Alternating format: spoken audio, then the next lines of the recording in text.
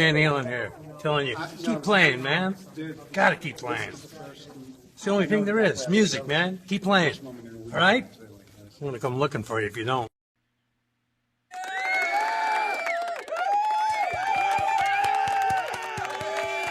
I got the clap.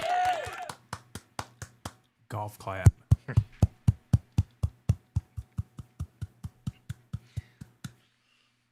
How you doing, Randy? Everybody, did you know that January 26th is not Jimmy's birthday? Well, I didn't. That was funny. That was awesome. It was 40 Grit's birthday yesterday, though. Yeah, he 40 wished me happy birthday in his video today, and I was like, yeah, it's not my birthday. Randy got it wrong. It was Steve Brand's birthday yesterday.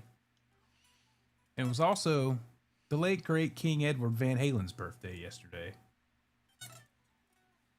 So, I don't know why I thought you and 40 Grit shared a birthday. I guess I got you and Steve mixed up on that one. I don't know. Yeah, I share a birthday with Jimmy Page. Yeah, there you go. So, happy 3 weeks late birthday. Happy unbirthday. My birthday is February the 15th. I'll give you my address to send gifts. I wear a size D'Addario NYXL 9 to 46. ESP guitars, Charvel guitars, not made in Mexico. Yeah. And gold bullion. Gold bullion. Rolex watches. Silver bricks. Anyway.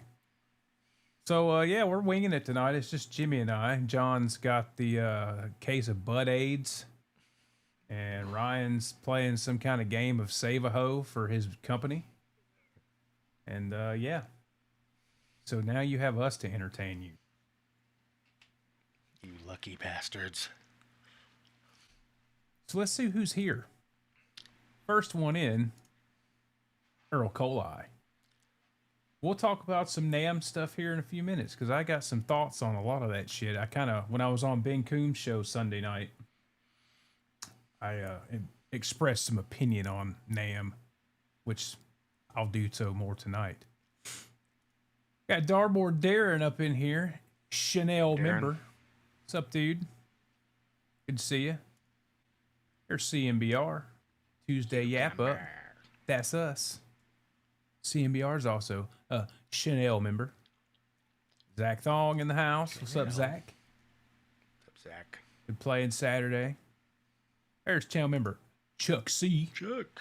What's up, Chuck? Yeah, we're trying to stay warm. I think it was when I left for work this morning at about 7:30. It was 15 degrees with a feels like temperature of 6. That's pretty fucking cold for down here. Jimmy laughs at that. Yeah, Frosty's an understatement. What's up, No Man's Land? Got a Rob Blackmore official. Robbie. What's up, Rob? Got a channel member searching for tone. Must be 2 Moo guitar or radioactive knee pads. You talking about Quentin? Got a channel member Cushman NYC. What's up, Cush? Good to see you. There he is. Team Troublemaker, Blue Mox. Skid Big Marks. John's not here, so I guess I'll do it. We got... There can be none more crazy. What's up, Greasy Monkey? Gitters. What's up, Greasy? There's Brian Peterson. Another Brian. Other Brian. We got a bunch of Brians that hang out here. Brian. Papa Blue up in the house. What's up, Papa Blue? What's up? The guy in the thumbnail looks like Quentin. Quentin England. Ola James. Got Rad Brad in the house. Chanel member. Brad? What's up, Brad? Good to see you. Who else we got? Everybody's talking amongst themselves. And you guys are chatting it away. There he is. Dr. Kramer. Dan Gorman.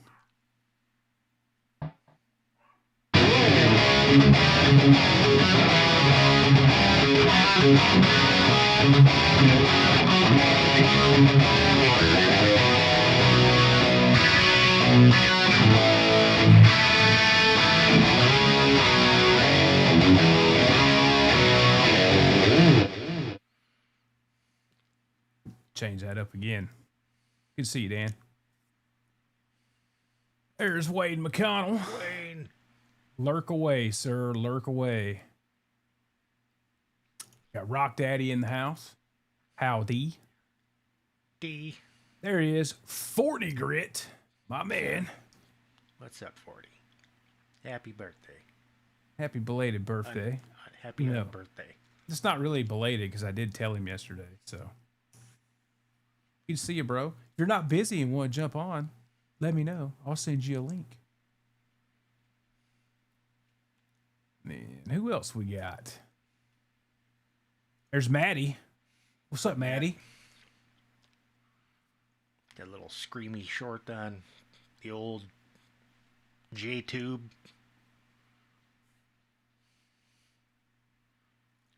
Daniel Berry, Sports Highlights. What's going on? Christopher Live, Sova. What's up, dude? What is that? What's your middle name stand for? What's your middle name? What's the F in your middle name?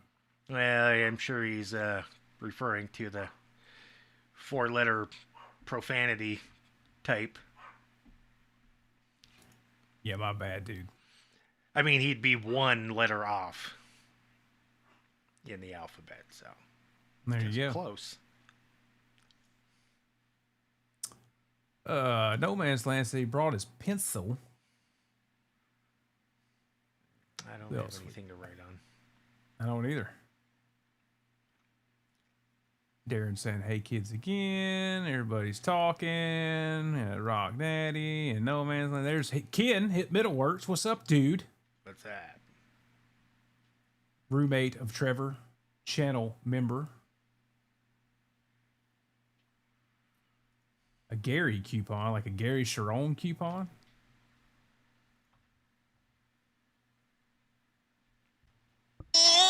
Gary! That's fucking loud, dude. There's Dory, Mac Woman. What's up, Dory? What's going on, Dory? Good to see you. And then, who else we got? Who else? There's Mark Spurgeon. What's up, Mark? What's going on, Mark? No Man's Land says it's 8 degrees for a high in Minneapolis today, and they're still out in the streets. Just zip it, Jim. KXM Rock, what's going on, bro? Good to see you. We got Searching for Tone earlier. We got Mark Spurgeon saying it was 15 degrees when day 2 of snow. 1 more to go. They're talking about snow again down here Saturday. Yep. Yeah, it's I think they forecasted it's supposed to be like 38 degrees in Miami. That's crazy. There's gonna be some glass cutting nips. Right, no shit. Everybody's telling 40 happy birthday. Blah, blah, blah. Everybody's just talking away. Blue Mox saying something about you make Pink Floyd sound like they don't know how to use effects.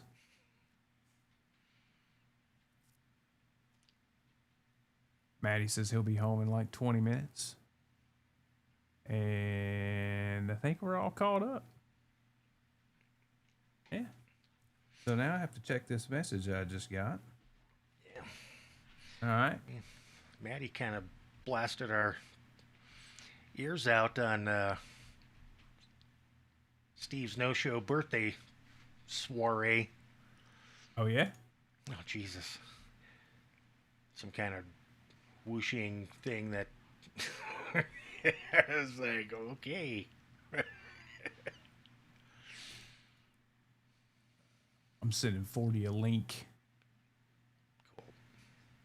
Let him get in on this NAM talk and guitar talk and all that good stuff. Compose. Damn, you weren't there. I was not there, but I saw a bunch of crap on the social platforms. All right, Mike, that link is sent to your detuner email. Should be arriving shortly. Yeah, man, I don't know, dude. It's like NAMM looked really fucking lame for the most part. In my opinion, from everything that I saw, you know, it looked like most of the performances at the different booths were like, I mean, there was some, you know, big names there, but it was like, I kept seeing it, all these like social media, TikToker, Instagram influencers, and they had no clue who the hell they were. And they were just up there playing cover tunes. Like, did you really need to see Bing Cody play Van Halen wrong on a Hagstrom?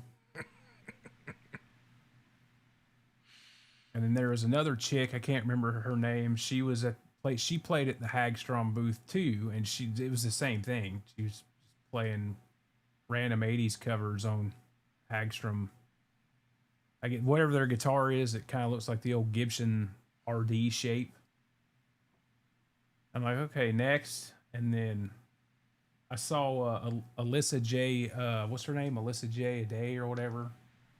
She's a Jackson artist, social media chick. She can fucking shred. Saw her playing, and I knew who she was. I figured she would be playing somewhere. But like, even like the Ernie Ball booth and stuff, it was like, who the fuck are these people? Until now, the cool one I did see at the Ernie Ball booth was Paul Gilbert and Blue Saraceno jamming together. That was pretty cool. Always forget Blue Saraceno exists, and then he'll pop up somewhere on one of my feeds of like, oh yeah, I forgot that dude exists, and he was in Poison for a little bit, and he can fucking play. Yep, and now he just makes his living doing commercial jingles and soundtracks, and good for him. Yeah, man. His place in the biz. I don't think the dude ever. I mean, he was a shrapnel guy, right? Isn't that how he got found back in the shrapnel days? Yeah. Late 80s, early 90s? Yeah, I used to listen to his shit all the time. I think it was song Rabbit Soup. Yeah, sounds right. Yeah, I always enjoyed his playing. He was something different in a sea of, the Whittleys. Right. Darren said, Randy, that sounded badass. Playing now, so the sound goes through the FM3 to rack gear to headphones sounds awesome. I bet it does, because rack gear usually sounds good.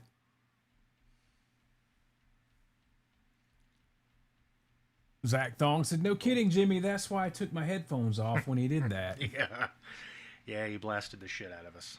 Yeah, KXM, some years NAMM is lame. This year looked pretty lame.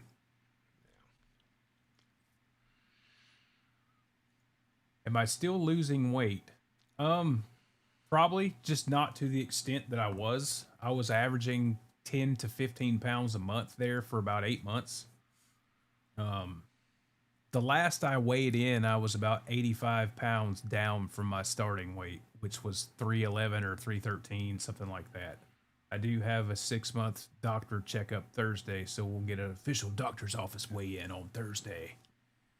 I did go buy some new jeans like 2 weeks ago, and they were too fucking big. Pisses me off. I bought the same waist size I wore when I was like 21 and kind of buff, and they're a little too big, so like, Cool. maybe I'll grow into them. Well, I went back and looked at a stream from, it was like a year ago, and I was like, wow, Randy is looking thin. Yeah, it doesn't help, man. I've been cheap. Like, I wear these old raggedy Wrangler t-shirts for work mainly because they're like $8 a piece. and they're all too big. So they just kind of hang. I mean, I've got material for days over here. So eventually I'm going to have to bite the bullet and go buy clothes that actually fit. I've had my work uniform sized down twice now. So I'm pretty far behind here. Randy, can you show the white guitar with the cream colored pickups? I would assume you're meaning one of those white ones back there. Yeah, hang on a sec.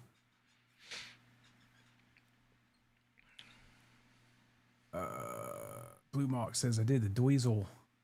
Yeah, the Dweezil video with the shark guitar, the Shabbat guitars. Saw that. That was pretty cool. Matt says he posted pics of the Gretsch in the Discord with your pickups. Finally in it. Thanks again. Cool. I guess Blue Mox just watched the Blue Sarsuno and Paul Vilbert.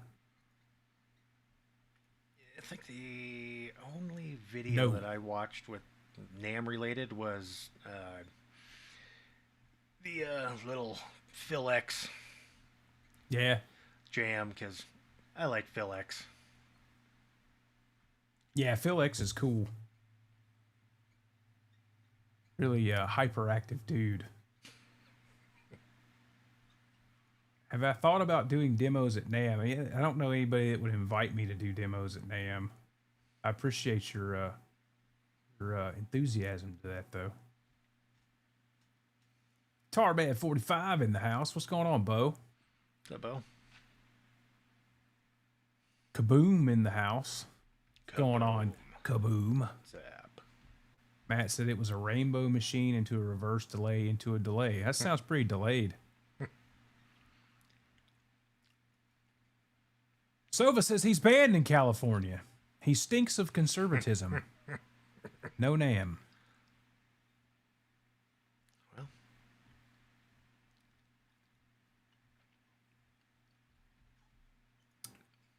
Yeah, man. I had to do something. 75 pounds on you. That's pretty good, man. It's one of those deals. It's easier than people imagine.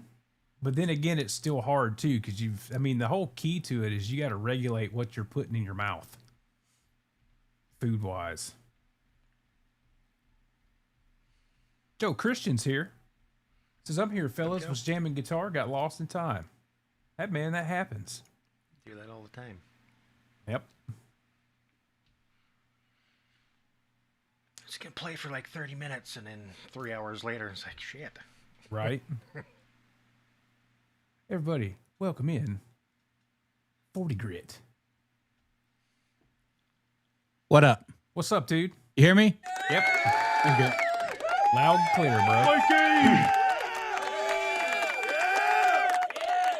Well, my camera isn't glitching, so it was the camera last week. So I replaced my camera, and it ain't doing nothing tonight, so it's good. Nice. Right on. Yep. What's up? Look good, sound good. How's the Bengal? It needs a fret level, but it's pretty sweet.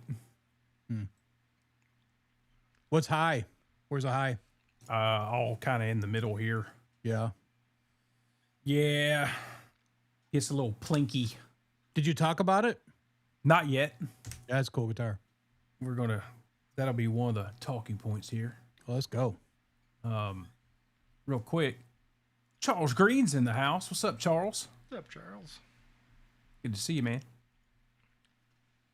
And then who else we got? I'm like way behind in the chat. Yeah, I haven't seen anybody else come in. I love when Phil does the finish my riff playing. Yeah, that's pretty cool. Phil X, man, he's a great player. Yeah, for sure. Oh, we got Rene Fernandez in the house. What's up? Hey, Masters, thanks always for your work. And yes, we need to plan to go to NAMM next year all together. All my respects to you. Yeah, man, I'd like to go. I've never been. Oh, that'd be cool. That'd be cool. I'd go.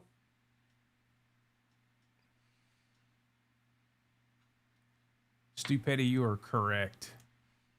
All right. Before I get into this, Who was it? Was it Darren that wanted to see the white Charvel with the double creams in it? Let me grab that real quick. Talk amongst yourselves.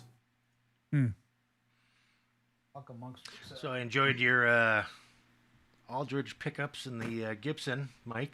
You know, I've always wanted to do that. I mean, like, I don't know why it took me so long, but I guess I was just waiting for the right guitar. I didn't want to do it in the wrong guitar. Right. I was thinking today, I put Greenie pickups in a Les Paul Faded that I have, and it sounds fantastic. And I got that, what's that, 500T, that ceramic pickup, that hot humbucker Gibson, that 500T. So I got that in a studio.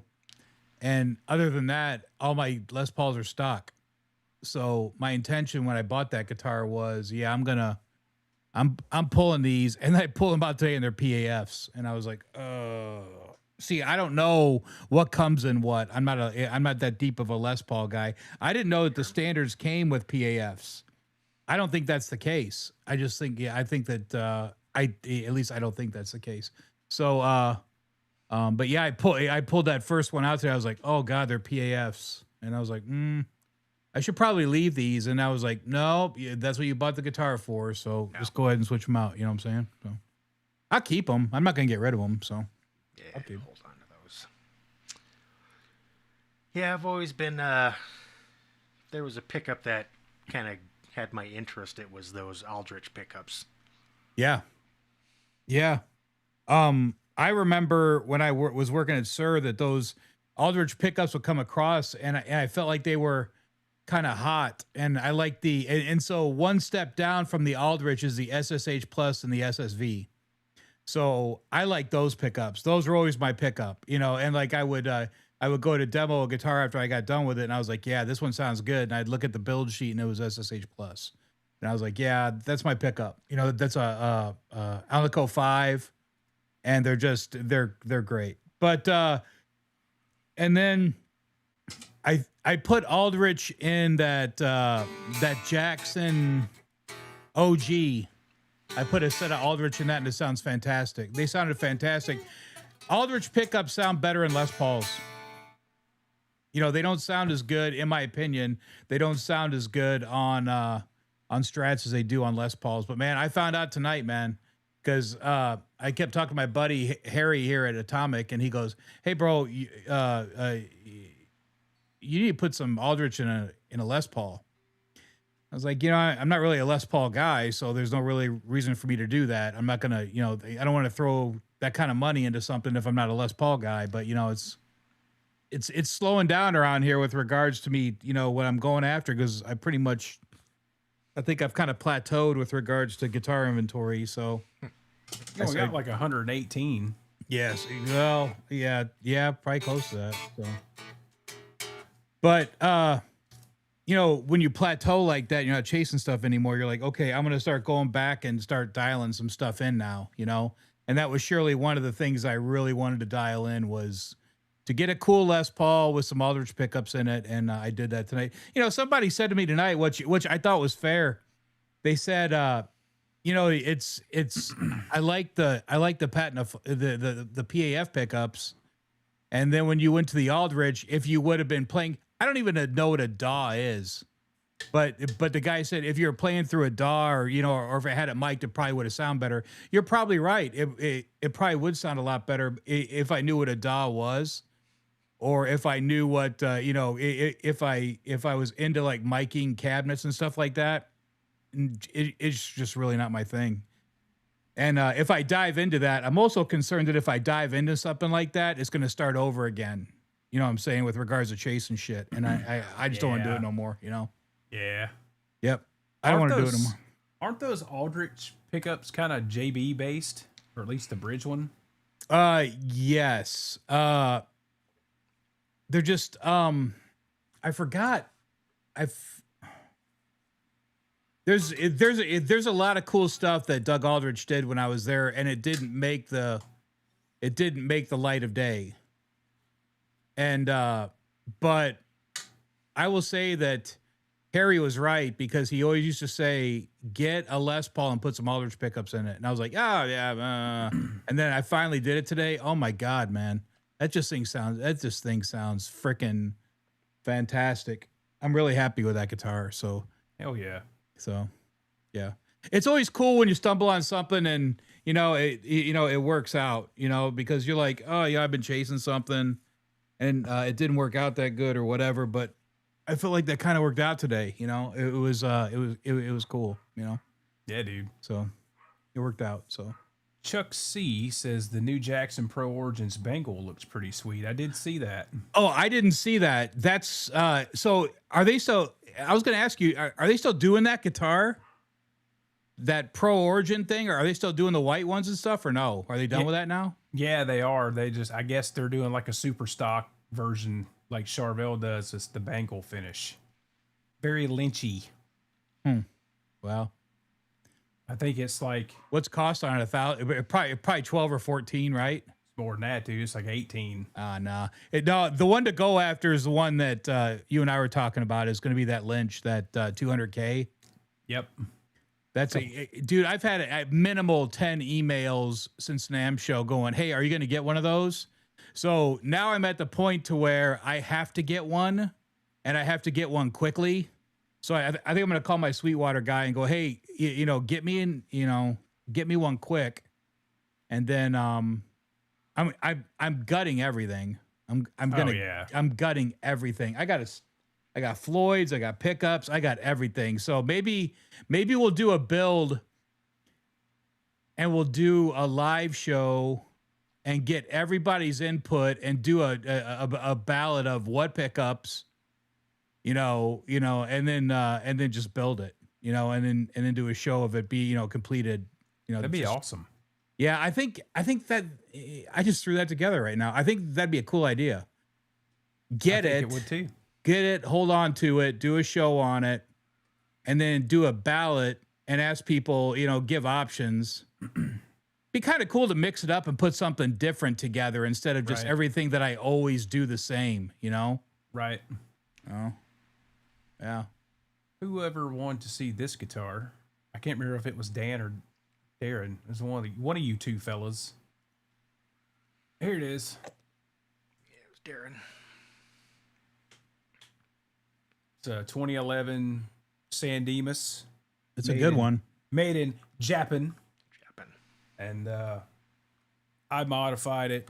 I got it modified. It had a Frankenstein pickup and a nickel-covered Duncan 59 in the neck, and that shit had to go. I put the cream rings. It's got a tone zone and a breed in the neck. And I put the Era spec brass knob.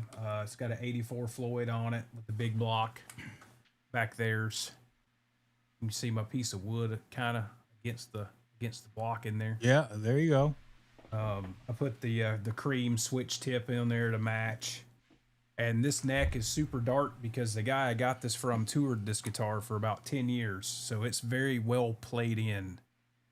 Probably feels great. Yeah, this neck, out of the 4 or 5 I have back there, this neck feels the best because it's worn in. Really worn in. The edges are super rolled from being played. I just had it. Willie just did a fret level on it not that long ago, maybe 2 months ago. And yeah, things screams. I love this guitar. I did commit 40 grit, a sin against 40 grit, and it had a tool pack on there, and I took that shit off. Oh, no. Now you just got a big hole in the back of your neck. No problem. Yeah, no big deal. Yeah. Yeah, plug it. So I'll leave it. This guitar's beat to shit. I mean, it's got some dents and dings and some scratches and a couple paint cracks and just from being gigged. And the guy had 2 of these. He had the black one and the white one, and I tried to get both, but he sold the black one before I had the cash to nab both of them. So I ended up just getting the white one, and I got the black one later. And the black one I got's mint. So, but yeah, this guitar is awesome. I think what did I originally put in the neck of this, Jimmy? The liquefier. I think I had I put a liquefier in the neck. So and I didn't like it. It was a little too piercing, so I went with the big fat ass sounding Steve Vai Breed neck pickup, which I really like. Super fat. Darren says 40 did the video of the two bangles. I liked the cheaper one better. Yeah, the one thing. Well, I mean, let's talk about your bangle, and then we can talk about my bangle because I don't want to. I don't want to. That guitar is put away anyway, so Let me get to my bangle. Not the burnt bangle. I should have had. I don't know now I why I gotta- don't have that guitar out. Now I got to get this one signed. Damn it. Hey, what's up with him not being? Dude, that is such crap about him not being available. Like Lynch is like one of the easiest people to meet. Like he's always cool. You know what is he getting? Is he? I don't know. Maybe he's making himself unavailable now, so people will buy his little meet and greet thing. You know, I mean, like Well- he's the easiest one to meet. From what I understand, he was doing the Tiger Club thing before the show, and they're doing it whatever hotel they're staying at Yeah, for the night. And that was running behind. Like doors were already open and shit oh yeah, by the time he got there. that makes sense. He's easily distracted, so I can see him never being on time. He wasn't there when we got to the venue, and the venue already had a line around the block trying to get in. And mind you, this is a shitty bar in Loganville, Georgia, which is not a big town. And I mean, that's the town I work in. I mean, I literally work 5 minutes from that bar. But you know what, dude? I don't. Would it have been cool to meet George? Absolutely. But Have you met him? You've met him, right? No, I've never met him. Oh God, dude, that sucks. Yeah. But, when I talked to Jaron via Instagram DM, and he was like, I can make it happen. And then when I met him at the show, he's like, dude, George ain't here yet. The Tiger Club thing's running behind due to he's like, we didn't get up here. He's like, Tiger Club.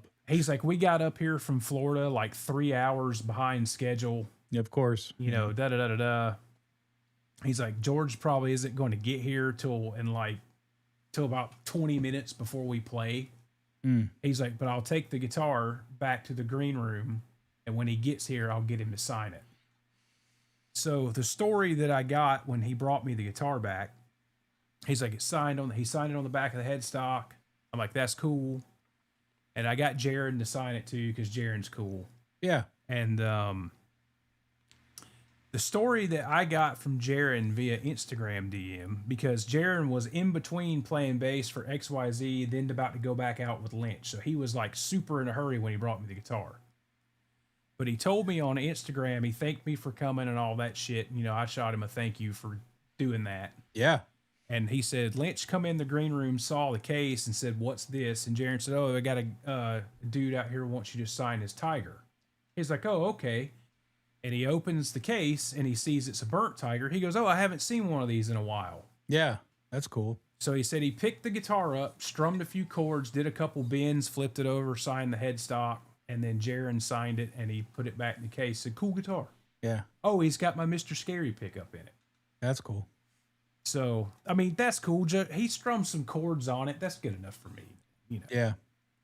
So, but I've been on a Lynch kick, and I've always wanted one of these Sam Ash exclusive Tigers. And did they do these in 04 or was it 06? I don't know, but I know there's very minimal of those guitars made. Because I thought it was my version. It was not. It was that body style, the longer horn style. I want to say it was I want to say 100, but I don't know if that's right. That's what I've read. It's very low. Because at the time, I guess Sam Ash had 45 stores or 46 stores, and each store got 2 to 3 of them. Yeah. And George did a big Sam Ash clinic tour, and this was Sam Ash's way of promoting it or whatever. And he didn't play all of them, but I know that was part of the thing. At each clinic he did, he played 1 or 2 of them. So if you ever look at any of the footage from those Sam Ash clinics, for like half his clinic show part, he's playing one of these. Yeah. So is this one he played? I don't know. I think the ones he played, he signed the backs of the headstocks, and this one's not signed, so probably not. But yeah. So the main difference is really the only difference between this and the regular 600 MT is this is the kamikaze body instead of the Strat body. Yep. It's OG Floyd. It's an original Floyd. It's not a 1000 Screaming Demon pickup. ESP pot, which I think are CTS. These are a maple body, and you can tell because it's heavy. Yep. This guitar is probably 9 pounds. It's not as heavy as my Blue Bill, but it's all of 9 pounds at least. And it's got the super wide neck with the R3 nut, so you've got real estate on each side of it. Yep. Now, in comparison to my Burnt Tiger, this neck is thinner. It doesn't quite have as much shoulder, or if it's not thinner, it doesn't have as much shoulders on the edge of the edge of the neck as the Burnt Tiger. There's a does. lot of shoulder on that Burnt Tiger. When I Yeah. grabbed that neck the other day, I was like, "Oh God, this thing's big." Yep. And dude, but for like me being a thumb over player, it's really comfortable. Yeah. But it doesn't have the shoulders of the neck aren't. This is more of a C shape than the U shape, but it's flat in the middle of the back like the U shape is. So, but yeah, this one had been sitting on Reverb for about 3 months, and the guy that sold it was also in like one of the Lynch Guitars group. It was sitting there for 3 months. Yeah, Huh. he, That's interesting. he originally had it priced at $1,500. That's a lot. And he had dropped it and dropped it and dropped it. And I think I sent it to you, and he had it at $1,275, and I didn't even pay that for it. So I beat him up. I got a little bit more off of it than that. But it sounds good once I get the frets. It's got some sprout, and the frets need to be leveled. Doesn't matter. Those frets are huge. So I'm pretty sure these have been leveled once or twice before because they're not extra jumbo anymore. But they're more like a medium jumbo now. But it's a 2-piece maple neck. I think it's rock maple. Maybe I don't know. The fretboard looks quarter sawn. No, it's the whole neck's quarter sawn. I can tell. Yeah, you look at the headstock and tell it's quarter sawn. Grover tuners.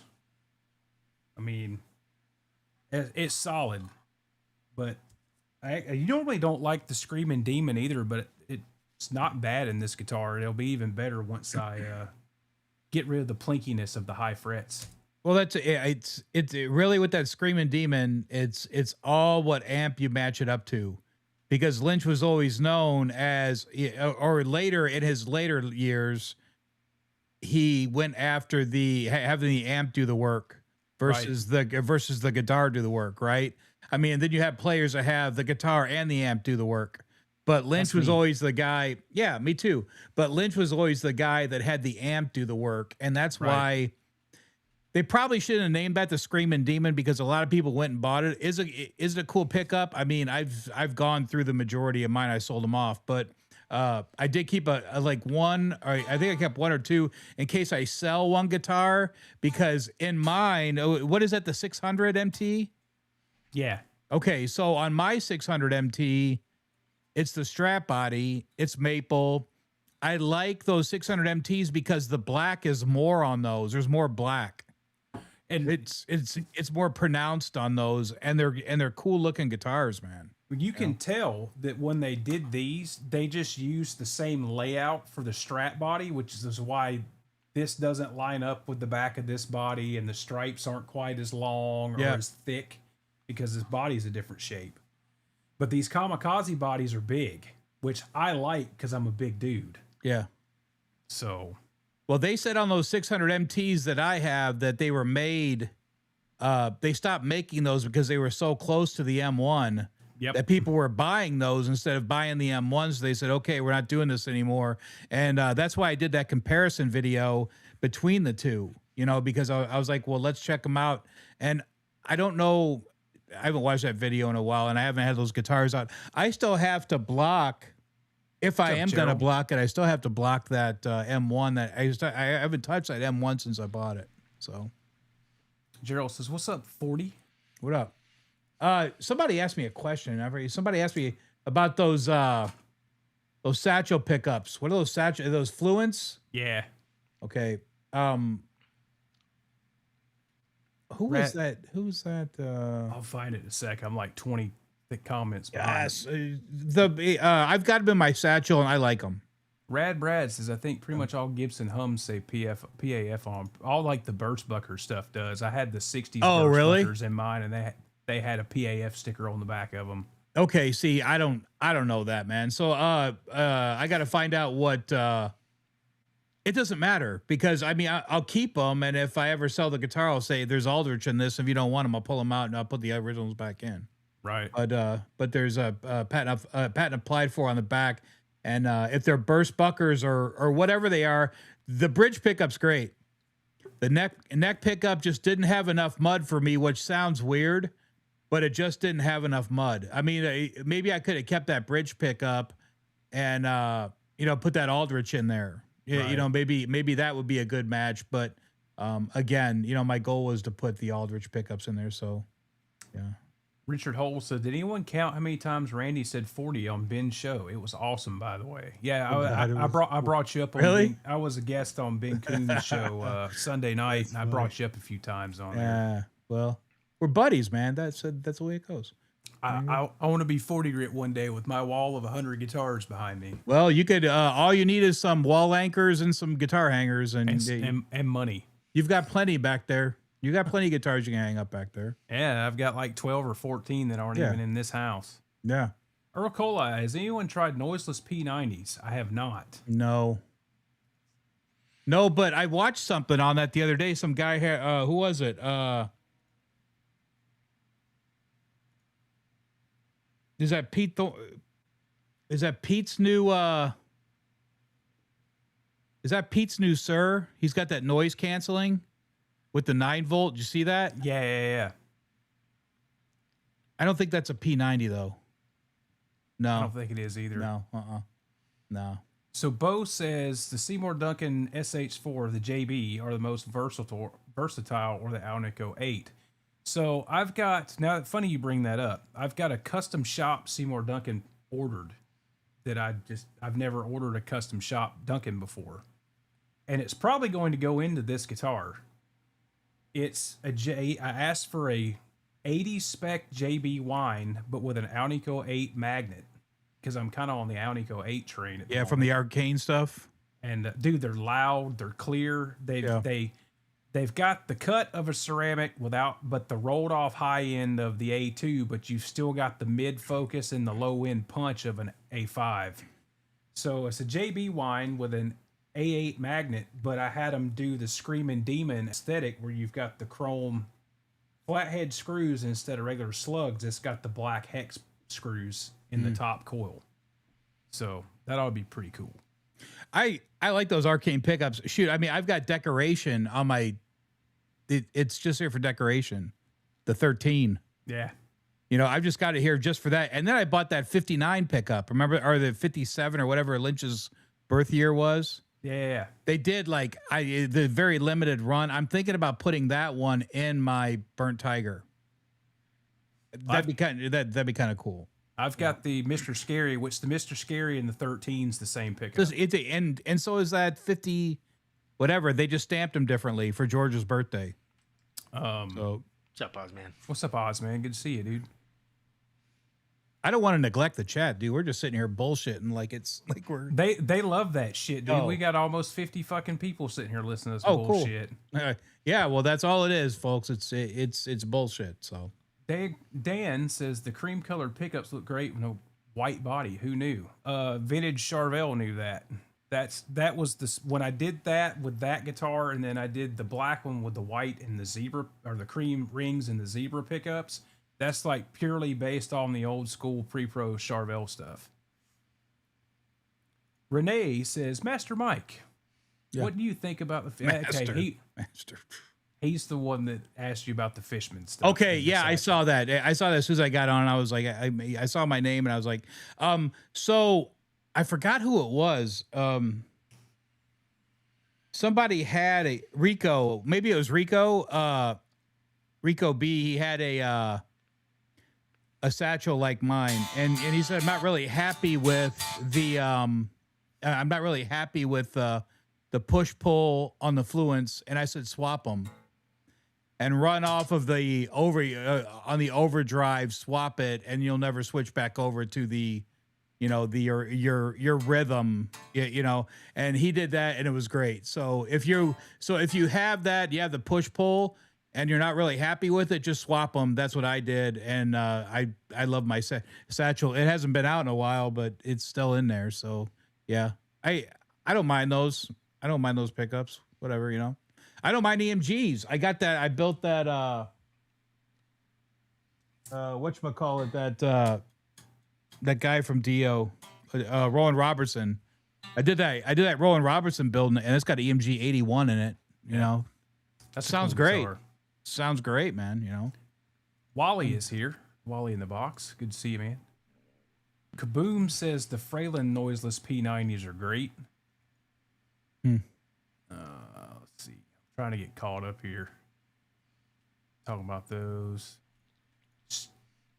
6 strings of DNA. Good to see you. You guys use reverb and delay together most of the time, or just one of them? I know it comes down to taste, but I just wanted to improve my tone. I generally don't run any reverb. You know who did that? And I was impressed with it, was Andy Wood. Yep. Andy Wood ran a delay, and he ran a Hall of Fame. And I went and bought a Hall of Fame after he played, and I tried to do it. It just didn't sound that good for me, but I'm not Andy Wood. So, Yeah, I run a Hardwire RV7. That's the one that has the Lexicon reverbs in it. And I have it on room, and I have it just enough to like put a little space on the end, not a whole lot of decay, because too much reverb, then get delay and reverb. Yeah, they're fighting each other. Start fighting each other unless you got different routing. But it's just so that when I'm basically just running dry, is just that it just puts a little bit of space on the end of it. Not too much, but it is noticeable, and it doesn't interfere with the delay at all. And see, I've found, like, even when I was running the SDE3 pedal, and I'm using a dual delay in this hot tone that is based on the SDE 3000, that when you have the dual delays, they almost have a touch of reverb to them anyway. So, which I only use the duals on my lead patch. My rhythm patch has got a 2290 with like 1 repeat.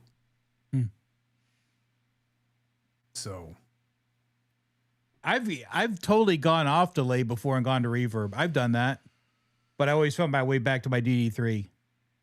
And I was DD3 loyal until that SDE 3000 came out.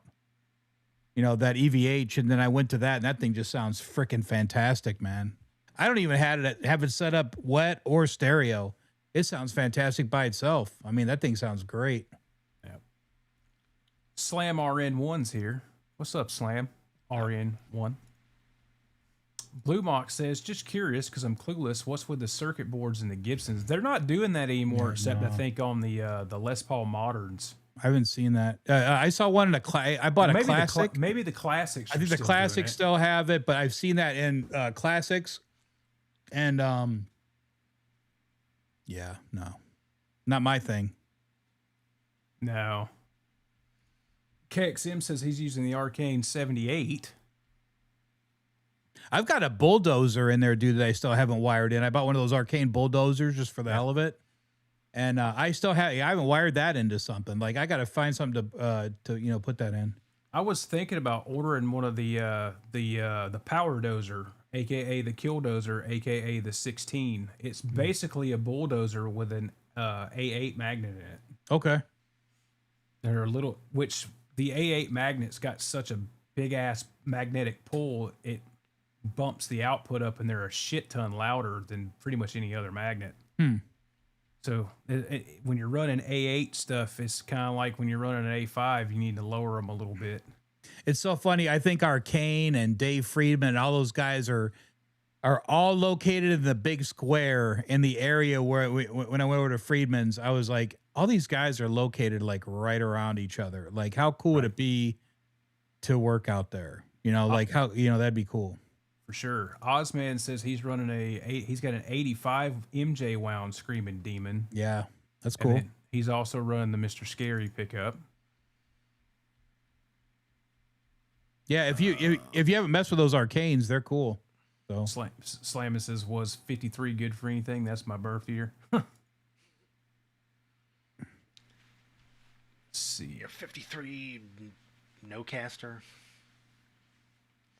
Brian popped in and said, yo, it's Mike. Those Altars pickups turned Goldie into a fully saturated gain machine. yeah, right. Mad, dude. Yeah, that's exactly. Yeah, hey, what up, dude? Yeah, I was like, all right, I'm good with this. Yeah, I'm good with it. So yeah. Earl Coli wants to know, have you checked out the new Fractal AM4 pedal? Question for Mike, buddy. I'm probably way behind the power curve, man. I mean, I don't know anything about that stuff. I built a board to run into the Roadcaster, and it sounds fantastic with the JEL.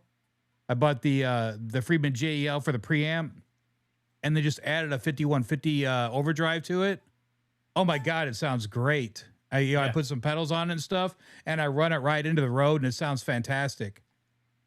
You know, going and doing all that digital stuff, I might get beat up for this, but it's okay because at the end of the day, it's all about your opinion and what you like. Yeah. But I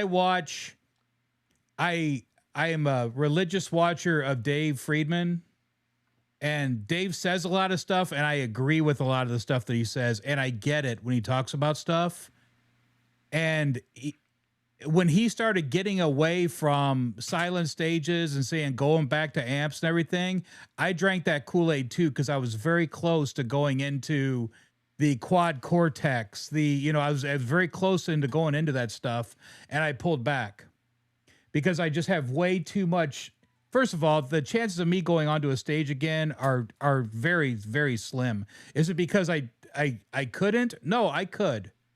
But I mean, the amount of time that I'm at work and then I balance the rest of my life, I don't have that in me anymore. Gigging is a young man's game. Right. Unless you're George Lynch and you have somebody setting your stuff up for you, you just go in, you plug your guitar in, and then you go play. That's different. So anyways, long story short, sir, I appreciate your question, but buddy, I don't know anything about that. Randy and these guys are the ones to, Jimmy and, these guys are the guys you want to ask about stuff like that, because I don't know shit.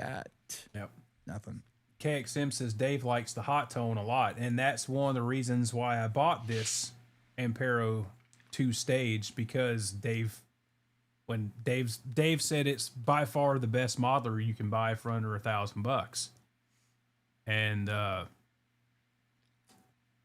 I've had on and off results with modelers. Granted, that was 15 years ago, and it was all back then. Line 6 ruled the world. Yeah, exactly. Yeah, and the axe effects, they didn't have the floorboard stuff. It was, you had to get the rack mount stuff, and it was expensive back in those days. I'll tell you what. My first deployment, that was Desert Storm.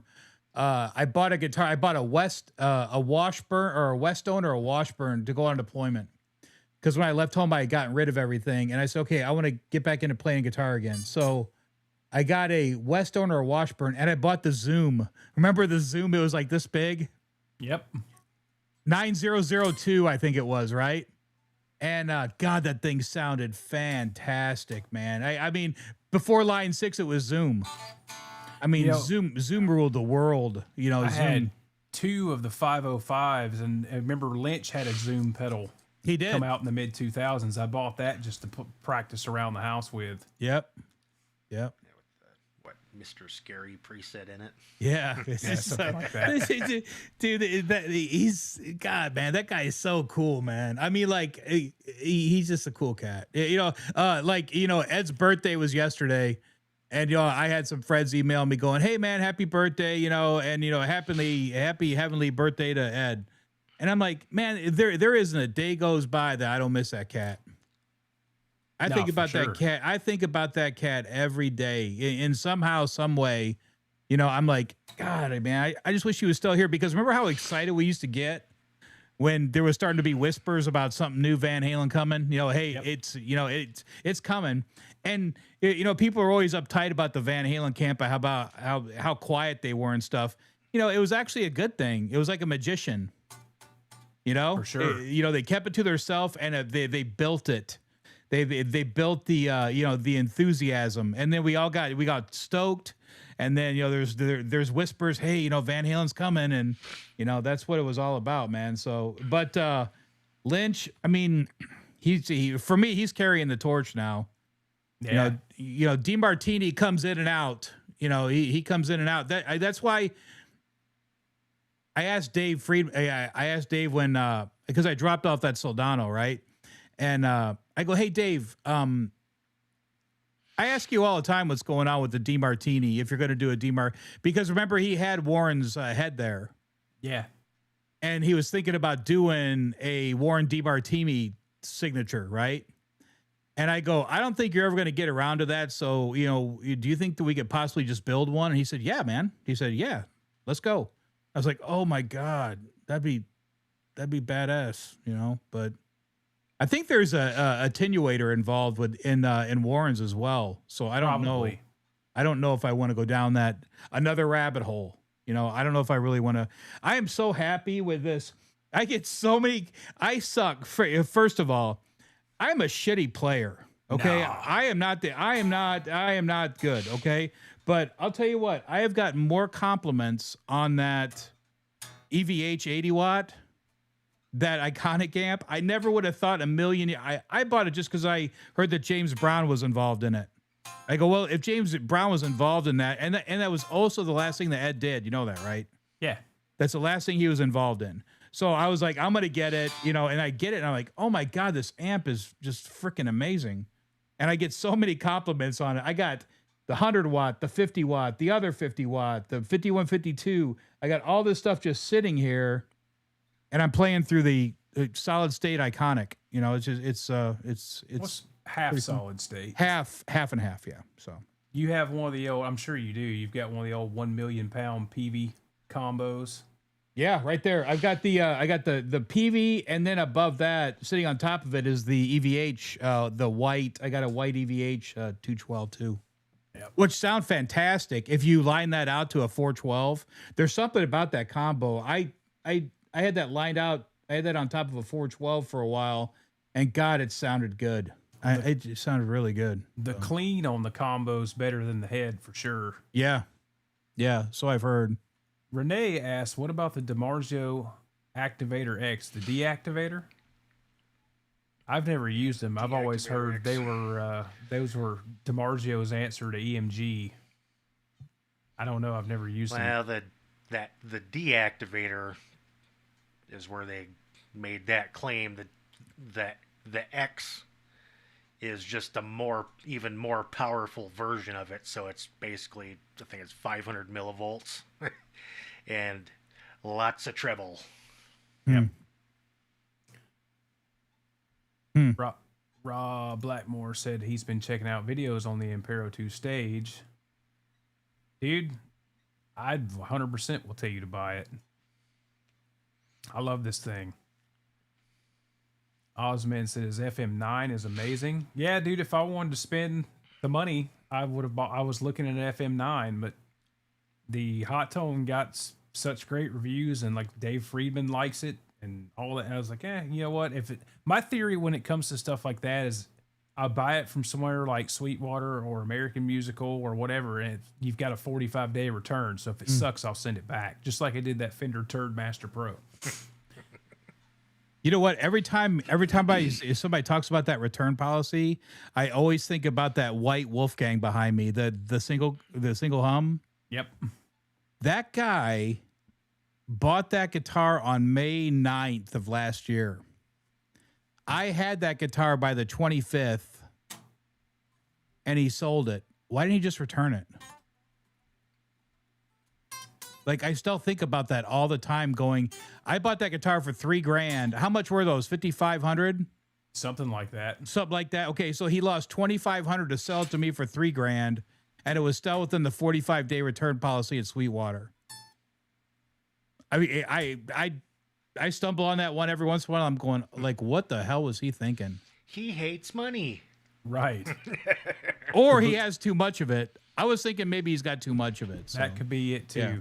Kaboom says the Zoom is still good. That thing sounded so good, dude. Remember, Sam Bora was using those too. Is that your boy? You know, so. Is that your boy? Hey, right yeah, there, Nate? yeah. What's Hey, up, bub, Nate? what's up? Nate's in San Diego. He's oh yeah, the pod. Remember the pod? Yep, the bean. Yeah, he's in San Diego right now on travel. Lucky him. Right. Yeah, I texted him and told him, "Hey man, no more camera problems." He goes, "Yeah, that's what it was, camera problems." So Cool, man. Thanks for popping in, Nate. yeah, he's watching. Love you, bub. Darren says a Warren head would be a must. See, I don't know why. Well, I mean, it's probably Warren. At the end of the day, I was talking to my buddy the other day about Warren, and who was it? They said that. What's up, Arky? Oh, hey, if you haven't seen the Robbie Crane with that interview with what's that? The master of. It's not the master of shred, but Master of Shred guy, Derek.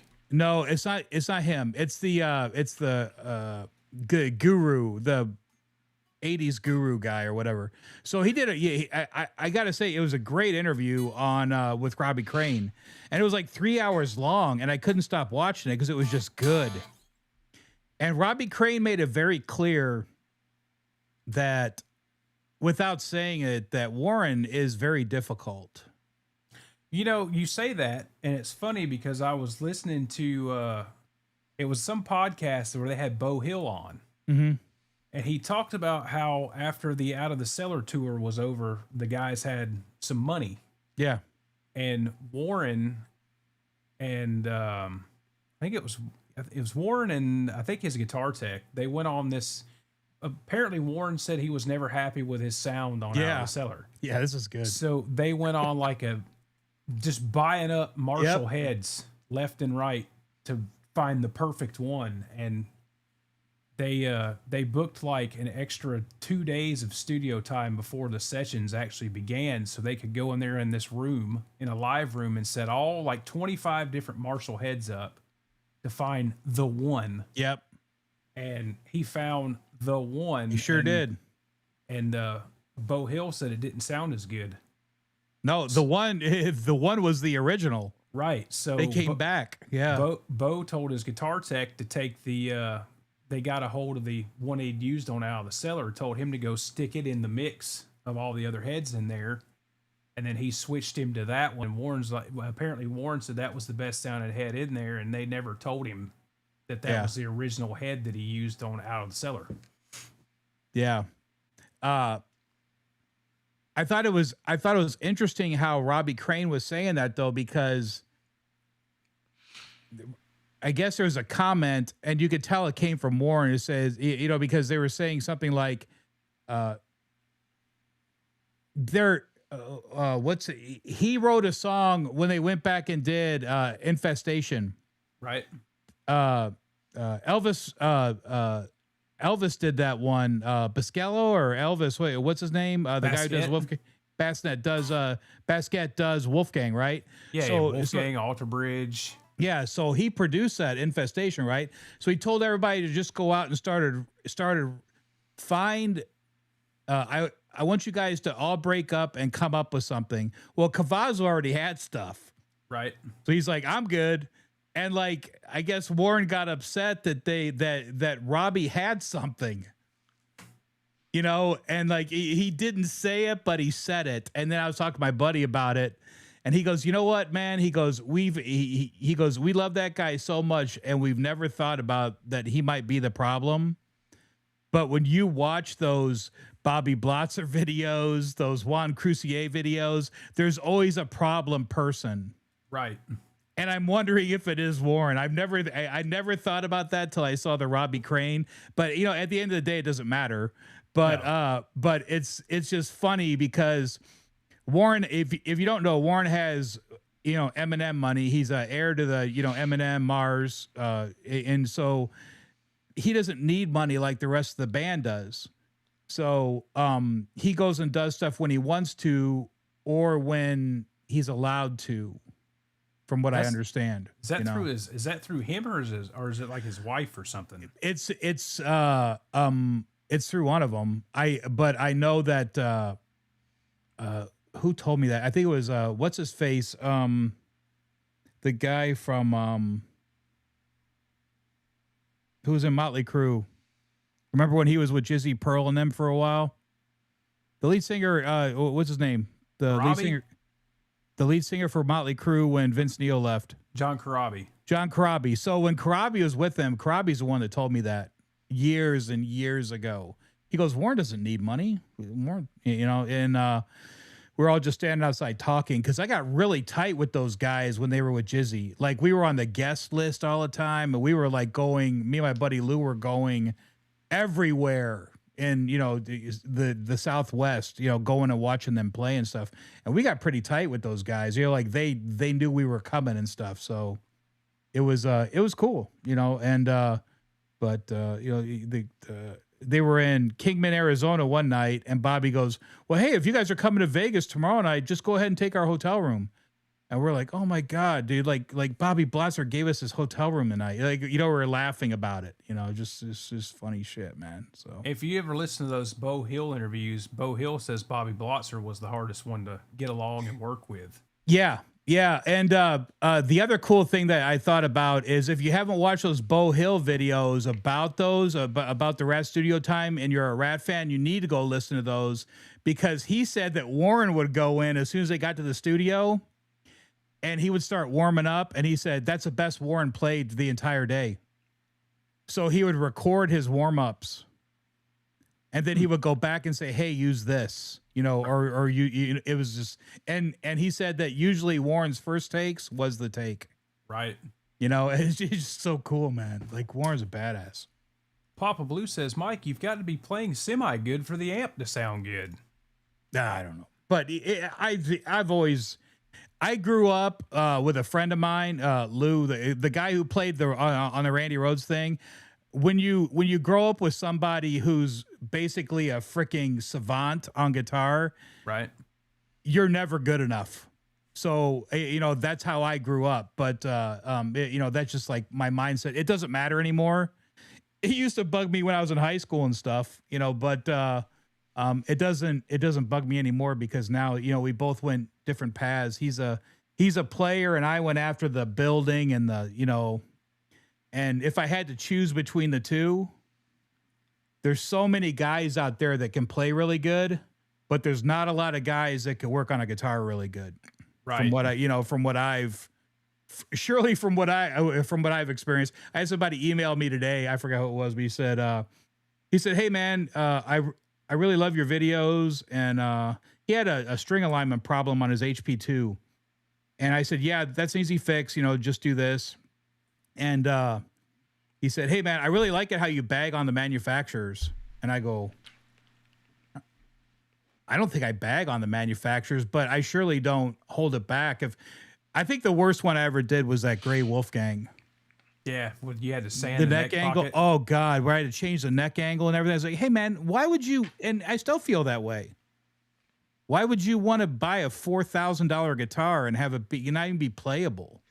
Yeah, that's bullshit. That is bullshit, bro. I mean, I don't want to go off on that, but that's a problem, dude. And hey, if Ed knew about it, that's the other thing that kind of irks me. Because remember when they did the start of the Wolfgang thing? Yep. And Ed's walking inside. He goes, final assembly. These are the guys I give the most heat to, And if Ed would have seen that guitar, Ed would have lost his mind. Oh, I'm sure. Yeah. So. Speaking of Ed and EVH, KXM says, how about the new EVH high gain pedal? I'm excited about that. I'm going to get it, and I'm going to put it on this pedal board because I think supposedly that's Red Channel. Yeah. Yeah. So I like the Red Channel. I play on Red Channel, but my gain's at 5. I just like the overdrive of that channel. I've got my gain way down, but I like Red Channel, so I'm super excited about that pedal. I'll buy it. I'm standing in line to go to the Wizard of Oz with my gal, and Guitar Center released that EVH overdrive black and yellow striped. Yep. And I bought it just for the hell of it. I haven't done anything with it. I'm stupid for that EVH stuff, man. Yeah, dude. I'll just buy it. Did know? you see the new Stripe series Frankie relic? They're doing the black and yellow, the bumblebee pattern, but it's got the Frankie routing. But they painted the headstock black, which is cool. But I wouldn't. I saw Phil McKnight talking about that as $200 more. He goes, why? Yeah, it's $2,200. So there's What? no way in hell Why? I'll buy that. Why is that? Why? You know, he did have a valid point. He's like, why is this $200 more? Right. It's actually less work. You know, it's actually less work because they don't have to put another coat on there. Yeah, and you know the thing is when the Stripe Series Frankie relic came out, they were $1,600, and now they're $2,000. Yeah, I got mine for $1,200 at a pawn shop here in frickin' Sky. There's no way. That's why I told you. I forgot what I was. Was it one of my shows the other day or one of the lives where I say I never buy retail? I don't. You know, don't buy. Don't. I mean, like I'm gonna have to buy retail if we go buy that EVH. We're both gonna have to do it. Well, that's like what I was saying on Ben Coombs. Somebody asked me about buying new guitars versus old ones. I'm like, man, I just kind of have gotten to where I would rather buy an older one and put a little work and money in it than buy any of this new shit that I'm going to have to put work and money into it too. I mean, I like modifying shit, you know, to meet my needs. Yep. But the biggest thing for me was buying something that's 20 years old or whatever is you generally don't have the problems with fret sprout the first year or two you got it, and the next are kind of like they're worn in, they're baked in, they're dried out, they don't move as much, and you know they've either been sitting in a case for however long. Like this guitar's got a lot of pick swirling and stuff in it. I think this guitar was played for several years, and then it's been sitting in a case for like the last 2 or 3.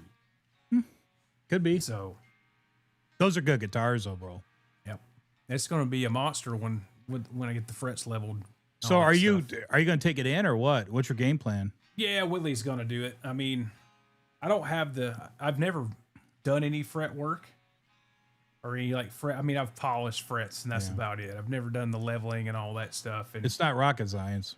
no, it's not. But when you've got a former Charvel employee, you know, Yeah, just have him do it. 10 minutes down the road and he cuts me deals and he's still priced like it's 1992. I mean, he does fret level and crowns and shit with a full setup for me for like $60. Yeah. I personally don't like doing fret work. I mean, it's not like my favorite, but Jimmy's always doing fret work. if it's my stuff, I'll do it. If it's somebody else, I'd be like, take it down to Atomic. Take it down to Atomic. Tim's great at it. I don't want to touch it. You know, just stay. I don't want to mess with it, you know.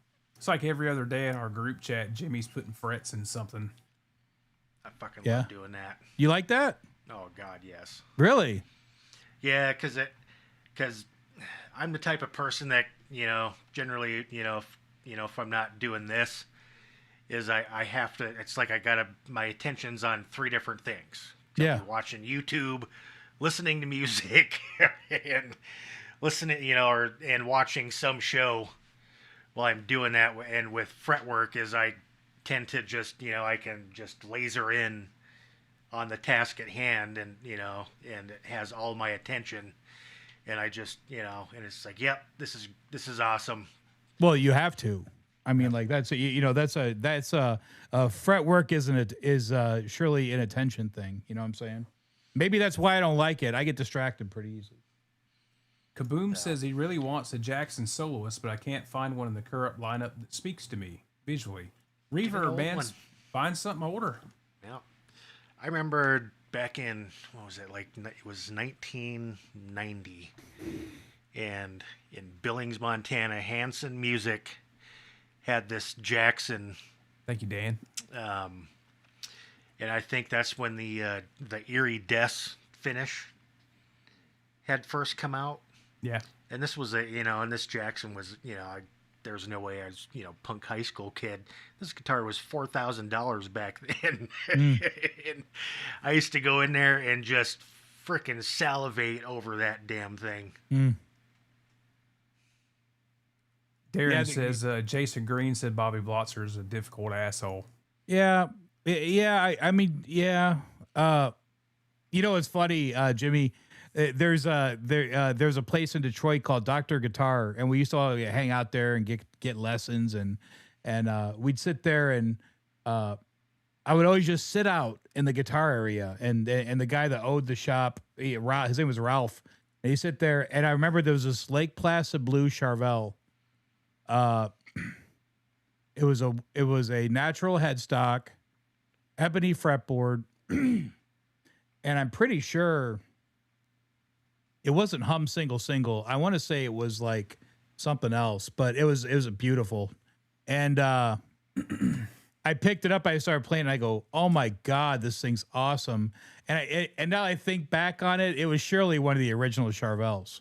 You know, and I'm playing it and I go, "God, this thing is awesome." And he goes, "Yeah, that's one for my personal collection." And I go, "How much is it?" And he wanted some I mean, of course it was astronomical, but I was like, "Yeah, that's always the one that got away." You know, when you said I used to salivate over it, I used to go in there and then one day it was gone. I was like, "Damn it." You know, that's kind of why I got that Lake Placid Blue. That's kind of why I bought this one when we were in Vegas, because it was similar to that color that I saw on that guitar when I was a kid. And I walked into Guitar Center in Vegas because we were in Vegas, you know, doing our thing. And I walked in and I go, "Oh my God." It was up on top. Oh, this thing plays amazing. It was up on the top row, and I go, "I think I'm going to buy that guitar." And of course, my better half was like, "Yeah, do it," you know? So I'm glad I got it because it surely reminds me of that color that was on that guitar. That's a sweet guitar. This is a custom shop, and it's God, man, this is yeah, this is a great guitar.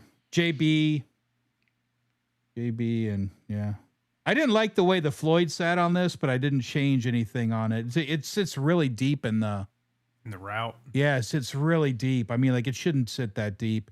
It kind of minimizes the detuner ability. You know, I should probably just take the detuner off, but yeah, this is a cool guitar. But yeah, I mean, like, there's always that one that got away, and that's always the first one when somebody says, "Which one got away?" The one that got away from me was the Charvel, Lake Placid Blue Charvel at Dr. Guitar in probably 1988. So, yeah. They're cool, man. What's up, Gene Splice? Gene says have the opposite problem. I'm great at working on guitars and just an okay player. I think that's probably my story, dude. I'm okay at working on guitars and I'm an okay player. Renee says, "Dudes, I saw Karabi with the Dead Daisies with Marco Mendoza on bass and Richard Fortas on guitar, and it was amazing." Yeah. Marco Mendoza is a beast, man. Yep. I mean, that guy is a freaking beast. I was watching him today. I was off today, so I was just flipping through YouTube, watching all the NAMM stuff, catching up on it. Man, that guy. I mean, that's why he's playing with Vi and Satch. You know. Yep. For sure. Gene says, "Thanks to new logging restrictions, you get better woods and older guitars." Richard Hole says, "I always pay retail when I'm overspending my talent." You ever see those memes where it's like, at least they're tailored to me. It says, "Well, I don't have time to practice, so I'll just buy another guitar." Yeah. That's what I do. That's me. KXM Rock says, "I like that natural San Dimas that was out at NAMM." So that was a custom shop. That's all that Fender did for NAMM. They did a big custom shop expo with all their brands, and that was it. So there was some cool. They did like 6 or 7 of the PC1 Phil Collins models that were pretty cool. The vanilla shake relic one was pretty cool. And then there was some sweet custom shop Charvels and Jacksons in that. I didn't see a whole lot of the Fender stuff. I did see a couple EVHs in there that had like a red Frankie style with a reverse big headstock. And then they did a black EVH with like it's like flat black with the silver stripes, kind of like he did on like I saw that one. 2012. Yeah. with an ebony board, and it also had the big CBS style headstock, which I think ruins it. But I wonder if the Wolfgang bass came out. Did you hear anything about that? Because they asked about that when I saw him live. Somebody asked about it, and he said it was coming soon. So I guess that Ronnie Ficcaro's been road testing, I think, forever, man. I mean, like, let's go, Well, I didn't see anything new from any of those Jackson Charvel EVH for NAMM. I think there was I saw on the EVH website that the SA 126 has got 3 new colors. Huh. And then that black and yellow Frankie relic. And that was all I saw out of EVH. And then Charvel didn't have jack shit. So I went to go sell my SA 126 and I put it on Fender Market or Facebook Marketplace around here. A guy texted me and said, "Dude, you have number 15. You're going to regret selling that guitar." And I was like, you kept it. So I kept it. And yeah, so now whatever. Darren said, "Who made the cover photo for this video?" Ryan did. Ryan just said that he doesn't change strings. He just buys new guitars. That's a fact. Ryan won't change pickups. He'll just sell the guitar. Yeah, it's hilarious. That's funny. Ryan will get rid of a guitar because they don't like the pickups in it. I did see the new Ernie Ball Axis run. I saw that. Thank you, KXM just Joe. commented that. Yeah. Yeah. They look good. The OG colors. Yeah. I'd like to get a purple, but I won't because that doesn't make sense. Doesn't make sense. Some new stuff never makes it in time for NAMM. Well, the thing is what Fender EVH Jackson Charvel has been doing for the last 2 years is they're doing a summer dump and a fall dump of new guitars. They're putting new models out midsummer, and then around middle of October they've been putting all those Pro Origin Series Jacksons and stuff got dropped in October. And I did see the red Henrik Donhage custom shop. Oh yeah, yeah. Which is cool, and I know everybody hates the relic on that thing because it's really overboard, but it's Henrik's. Henrik has said it on his YouTube channel years ago when his first model come out. Is it's supposed to be his nod to Ed? It's supposed to. He told Red Dave when he had his first custom shop made that the current signature is based off of, that he want to look like somebody painted it in a garage with a vanilla shake or a white rattle can, and they sprayed it on too thick with cheap paint, and then it just started peeling off. He's like, that's kind of his own little nod to Eddie Van Halen. So that's cool. He's had this red custom shop one now for 2 years, and it's red over a gold flake and then relict. But he said that they're doing 25 of them from the custom shop, and then they're going to put the Mexican model out at fall of this year. So, well, I won't be buying it. So no, I don't. I saw red. that some guy was jazzed. Some guy commented in the Charvel thread saying that he bought it or something, and I was like, oh, I don't. That's a way overpriced guitar, and right. Congratulations. You could do it in your garage. Oh yeah, for sure. If you really wanted to, you could just do it in your garage. I mean, you just buy one of the Mexican ones and refinish it, put gold hardware on it. Yeah, you could do that yourself. The other plus thing to that one is he's been working with DiMarzio for the last year on two sets of signature pickups. So the pickups in that guitar are not his guitar comes stock with a JB in the bridge and a DiMarzio Area 67 in the neck. Yep. And he's working on. I saw it in a rig rundown video he did a year ago. He's got 2 sets. He's got a dual rail humbucker and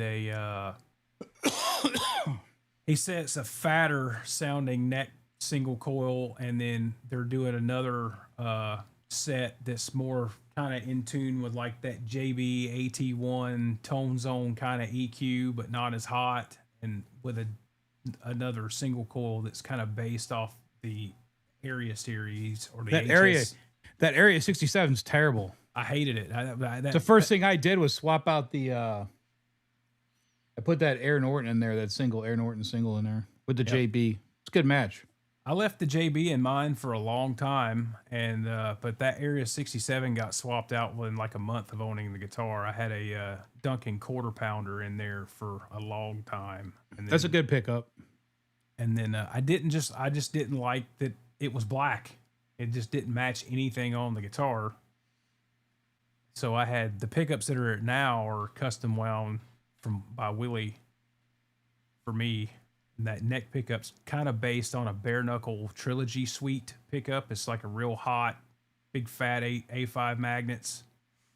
It's like 13K almost. It's really bassy, really low mid focus because I don't like a lot of that glassy chime Yep. in a neck pickup. Because when you put it under gain and you're hooked to a 500K pot, it gets pretty ear piercing. Mm-hmm. So that thing's very muscular sounding, almost like a SDS1 kind of virtual solo-ish sounding pickup, almost P90-ish, but not quite. NAMM just ain't the same as it used to be. Nope. It's not. Nobody really needs to go to NAMM now that you can just release products to tons of YouTubers whenever you're ready. Well, it's funny because how did that come up? My buddy texted me and said something about NAMM. And I go, you know what, dude? I go, it's just not the same anymore. I go, when we used to go, and then he brought up a good point. He goes, you know what ruined NAMM? And I said, what? He goes, the internet. Yep. Because when we used to go, you didn't find out about stuff. You came back with pictures of you with rock stars and that was it. Right. There's no reason to go to NAMM now. You can sit there and watch everybody else's thread and sit there and gain whatever information you want and you don't have to go. I mean, like, it's surprising. I've gone twice in the last like 3 years, I think. And I walked directly to the Sir booth, said hi to some people, saw the Freedom booth. Dave wasn't there and I left. And then the second time I went back, my buddy was there. So I probably stayed for maybe an hour and a half and then I left. And then I was like, you know what? I don't think I'm doing it no more, man. I just think, but I mean, like, it'd be cool if all you guys went and we all just went there and like, just went and, effed around, you know what I'm saying? And just went and walked around and like checked out stuff. That'd be fun, you know? Yeah, for sure. I think the internet and then the whole COVID thing and then doing the virtual NAMM and it really opened up for these manufacturers to go, what the fuck do we need to go to NAMM for? We can just do a big debut live stream on our website. I mean, that's what ESP started doing. Like ESP wasn't even open to the public this year. Yeah, I mean, think about what these vendors pay. Because when I was building guitars for Bill, I want to say, even back then, it was costing him thousands to get a booth. Oh, yeah. You know, and he goes, I just can't. He goes, I can't afford to display, so we'll just go ahead and get a couple passes and walk around. You know, right. And I'm like, dude, I mean, like, that sucks, man. And then, you know, Dave Friedman was talking about it too. He goes, I'm not paying that. I'm not paying that. Something was like, you know, for a medium-sized space, it was like 10 grand. Yeah. I mean, how much was Sir's booth?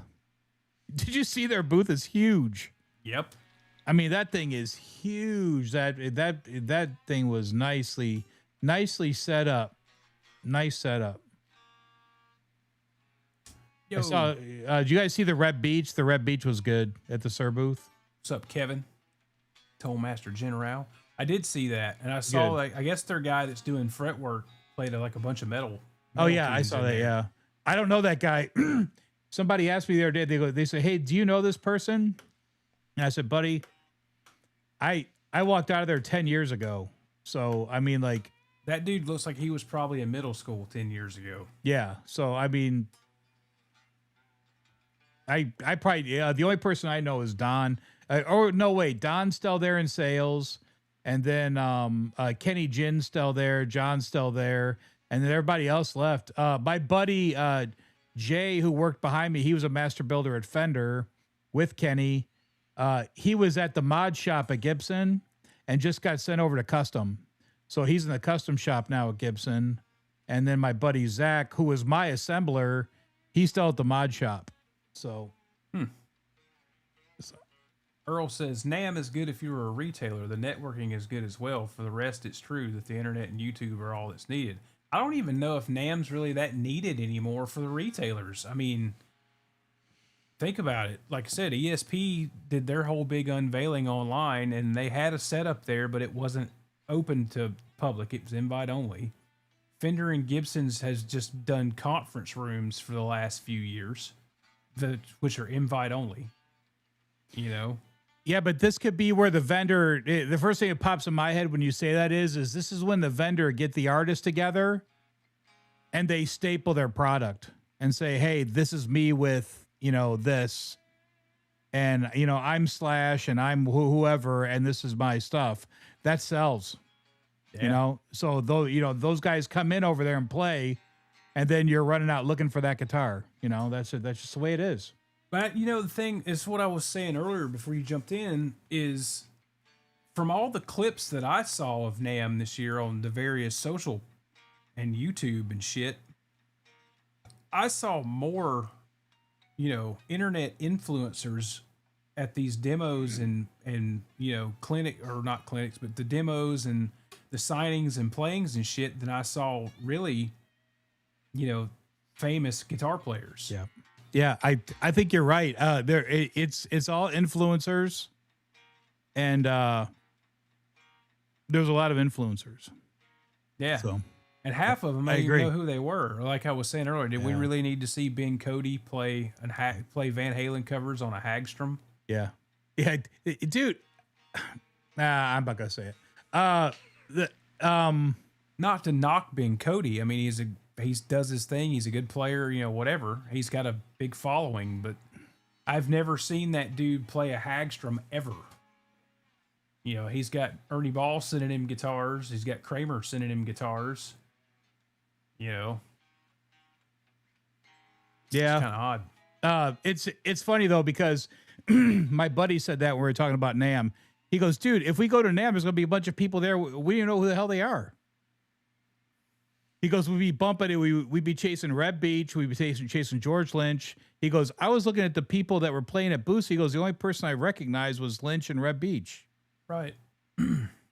Was Lynch at the ESP booth? Yeah. Hey, I didn't know that. Apparently Lynch was there at ESP. So he's so freaking cool, man. I mean, like, dude, the guy's just so cool, man. Yeah. Oh, by the way, I talked to I talked to John the other day. Lynch's Tech and Nuno's Tech. They're going to be here in September, and he said that we can get together. Nice. So that would be cool.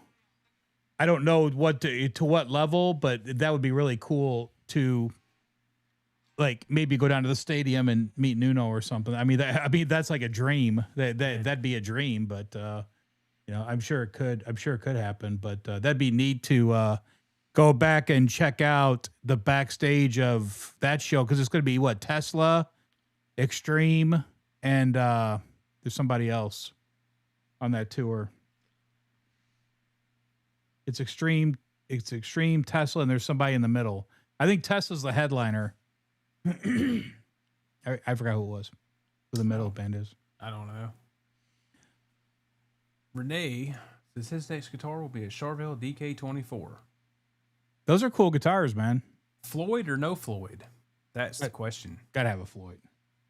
KXM Rocks says Sideshow Bob was playing at the Third Power booth.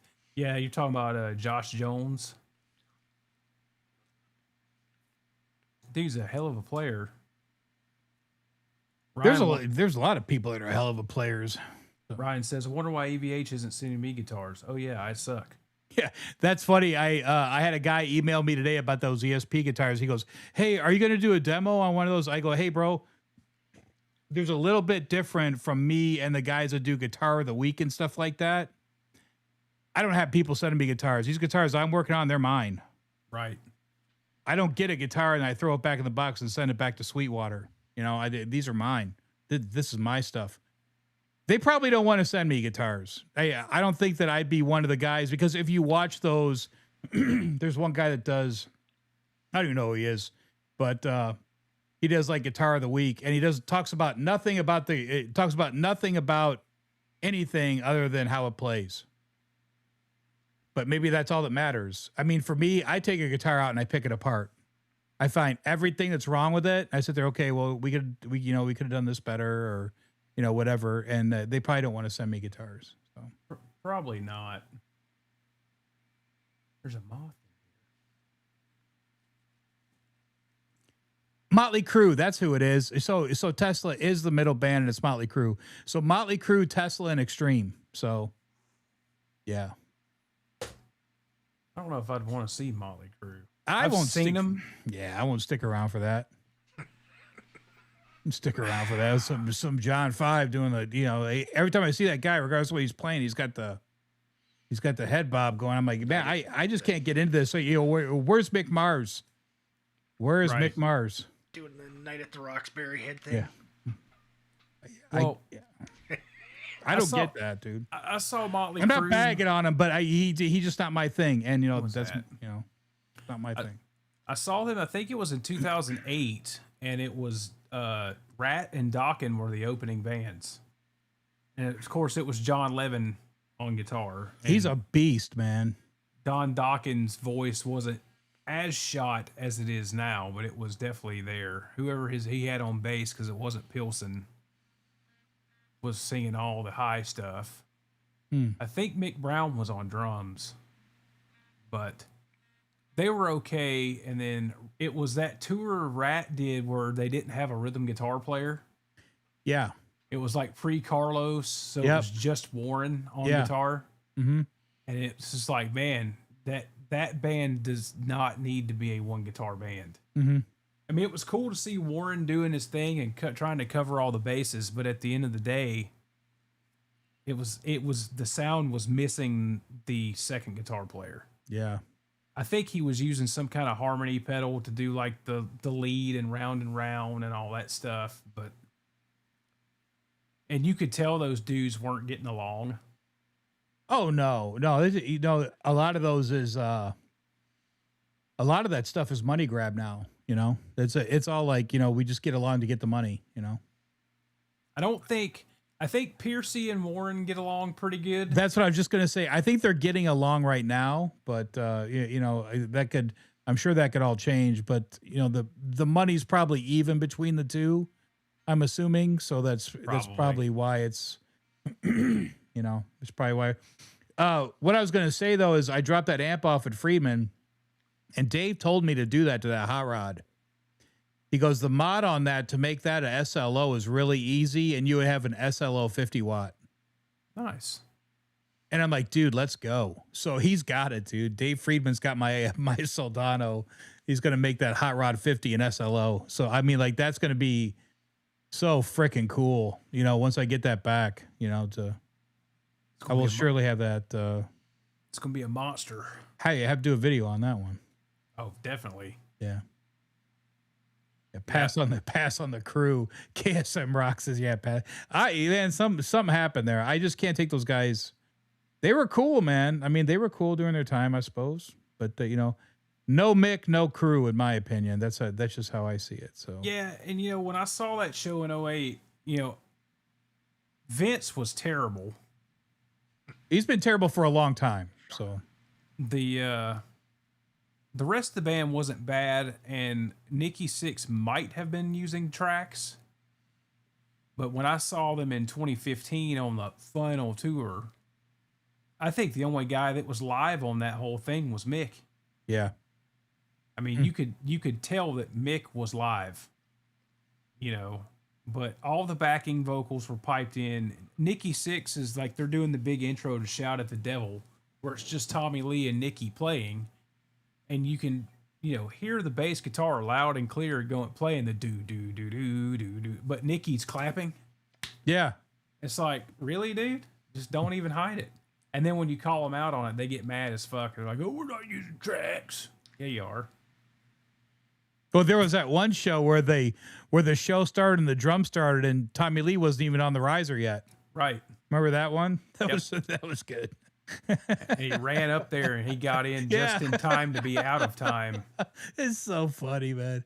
Rad Brad says he's got to run. Amigos, enjoyed the show. I was sitting here doing a fret level and crown. God bless.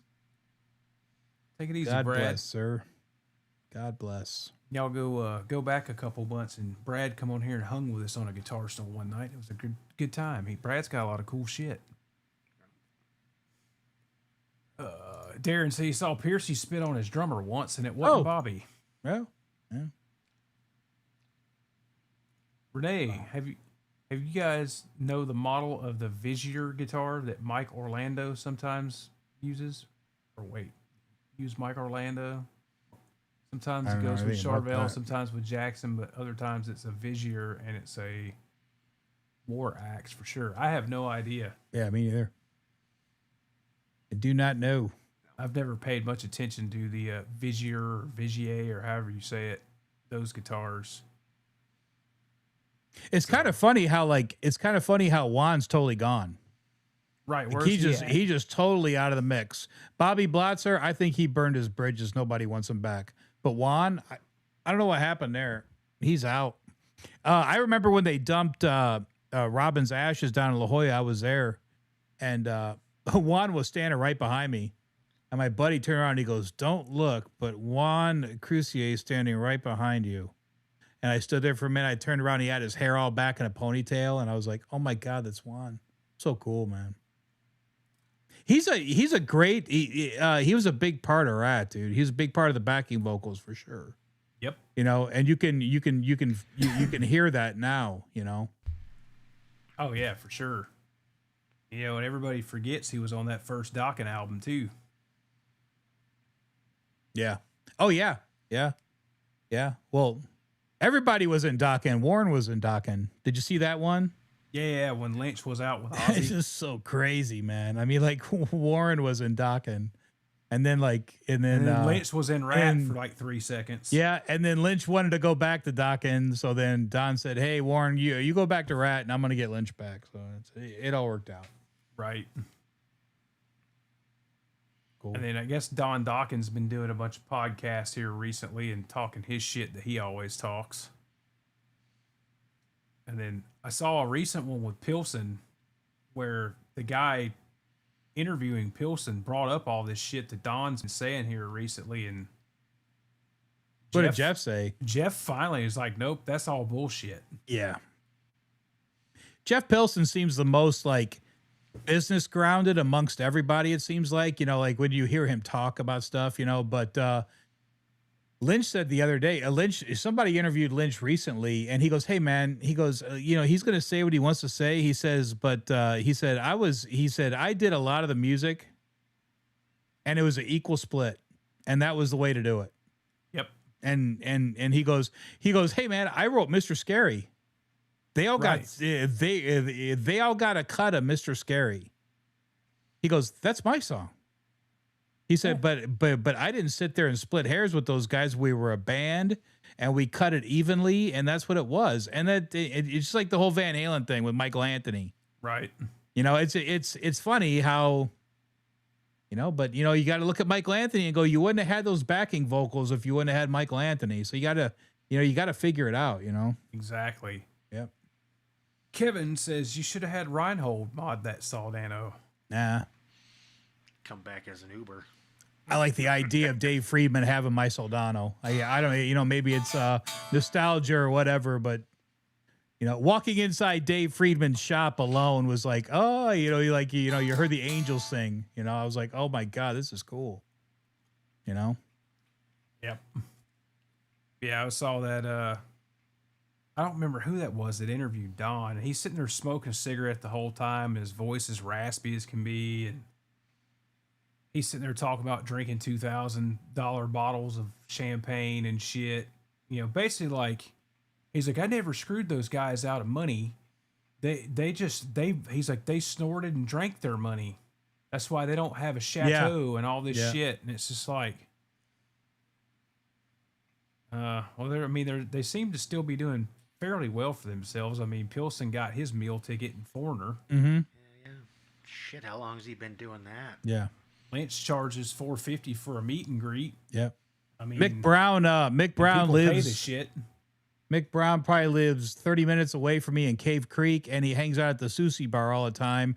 And a guy that works for me lives in Cave Creek, and he said he was in there all the time. He goes, "Hey, do you know a guy named Mick Brown? He's really like boisterous and obnoxious." And I go, "Yeah." And he goes, "Yeah, he's at the sushi bar all the time in Cave Creek." And I was like, "Oh, that's hilarious, man." So yeah, apparently he's doing well too. So eating sushi and being retired. Right. Didn't his brother play with Lynch and Pilsen? Yeah. After Mick left, right? Yeah. But it's just, I don't know. Don blames all that shit on those guys. Well, they just spent all their money. I mean, and Lynch, the one I saw with Lynch here recently, they flat out asked him about all that shit. And you know, with George, you never know what he's going to say with that kind of stuff. Yeah. He can either be like, "Yep, fuck that guy," or, whatever, man. It's business. We get along now. Blah blah blah. He kind of took the middle road on it. Like, he threw some jabs in there, but he talked about the whole, right before the Monsters of Rock thing, how Don went in there and basically had the money split. Like 3 of those were just hired guns. And that was after Monsters of Rock, right? Like when they were. Oh, it was before. It was like a couple weeks before the tour started. Oh God! And because he was talking about hanging out with Eddie. Yeah. And Eddie asked him why. He's like, "Man, let me ask you something. Why are you?" Because he was using some of Ed's plexis for that tour. Because his stuff broke. Yeah, and Ed's like, "How come every time you go out there, man, you got your back to the crowd?" Because I guess the first couple weeks of the tour, Lynch was playing with his back to the crowd until they did Mr. Scary. And Lynch said something like, something to the effect of, he's like, "Man, when Don had everything renegotiated and just started treating us like we were just side guys," he's like, he goes, "I'm a band guy." He goes, "I'm all about the people in my band." Yeah, I saw that. And he was like, "Man, it really just fucking killed my drive and my spirit to even go out there and want to play." He goes, "So I just tucked tail and played with my back to the audience and all this stuff." And he goes, because at the end of the day, he goes, "I didn't really want to be there because I felt like I was unimportant and what I was doing didn't matter." But and see, he's like, after a couple weeks of hanging out with Eddie and all that shit, he's like, he kind of like snapped me out of it. He's like, "Dude, fuck all that bullshit. You're out there playing for the people in the crowd. At least give them a show." He's like, "I don't give a fuck if you even wave to Don on stage, but at least go out there and let the crowd enjoy it." Yeah. When you talk about the show, like I was thinking about this the other day, when you talk about the show, and you could have somebody that plays guitar really good, right? But if they don't have purple spandex on and wrestling shoes and a Bengal ESP, I mean, when you look back at the 80s, image was just as important as your ability to play. Oh, yeah, for sure. Because there were guys that could play great. I mean, look at Tim Pierce. Look at Tim Pierce, probably better than everybody. Didn't have the image. You know what I'm saying? And he talks about that. It's funny to watch his videos and hear him talking about, like the early 80s, like being in studio, about how important image was, Yeah, that's why he didn't get the Bon Jovi gig. Yeah, 100%. It's the same reason Lynch didn't get the Ozzy gig and Jake did. Yep. Image was just as important in the 80s as your ability to play. Yeah, I mean, Sharon didn't hire him for Ozzy because he just cut all his hair and shit off because he had a fucking day job. Yeah, that's why I got this room full of like posters of like Lynch and stuff, because I mean it was the image was just as important, So, yep, I agree. Yep, looking cool. Exactly. Looking cool and being cool, and Lynch is still cool. That's what's cool about Yeah. Lynch. I mean, like, he's still cool. I mean, like, the guy walks in and you're still like, oh shit, it's Lynch. You know what I'm saying? Like, you get that grin on your face. you Yeah, know? and dude, he It's, doesn't it's so cool, you know? he doesn't play like he played 30, 40 years ago, whatever. And I think part of that's not, I don't think all of that's because of his bodybuilding and steroid abuse and his age. I don't think that's all of it. I think it's part of it. And he's admitted that it's part of it. But I think he's just at the point now where he's, what, 72, Yeah. 71? And he's just like, fuck it, I'm going to play the way I want to play. That's exactly what he said. He said, I'm going to play the way I want to play now. He said that. And I remember him saying that in one of the interviews. He's like, I'm going to play, I want to play now. The way I'm playing is the way I want to play. And I'm like, that's cool, man. It's okay. Hey, Lynch was never famous for playing notes key for key or solos key for note for note. No, and Ever. I showed No. a couple people, some of the videos I took from the show, and they're like, man, he just fucking played whatever on that solo and blah blah blah blah, and he just improv the whole thing and threw. Go listen to the Beast from the East live album from '88. Yep. Dude, the Dream Warrior solo on that live album is just like, he just said, screw it, I'm gonna play as fast as I can. Yeah. I mean, Yeah. and the solos that he played the other night that were close to the album versions was he did Breaking the Chains was pretty much dead on. And then In My Dreams was it was 90%. Yeah. And Unchained the Night was pretty close. And, but like Dream Warriors was completely off the chart. And I think that solo he did in the solo in the album version, it's multiple takes spliced together, Yeah. and you can tell. Yeah. And I don't think he's ever played that solo like the album version ever. Yeah. And the other, I mean, like I said, you can go listen to the '95 Japan live album, the Beast from the East Japan live album from '88.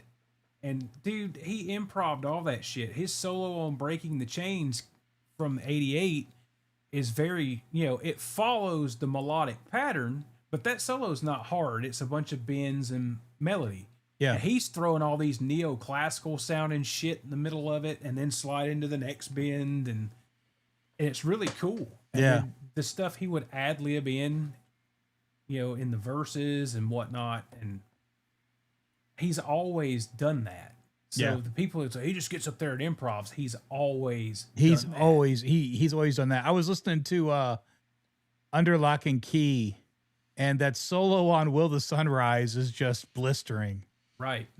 I mean, like, oh my God. I mean, like, if you go and like, you can feel that solo comes on and you can feel the blistering of him, like, ready to just open the faucet, I mean, like, that's probably one of my favorite solos on Under Lock and Key is Will the Sunrise. It's just a badass solo because it starts off mellow.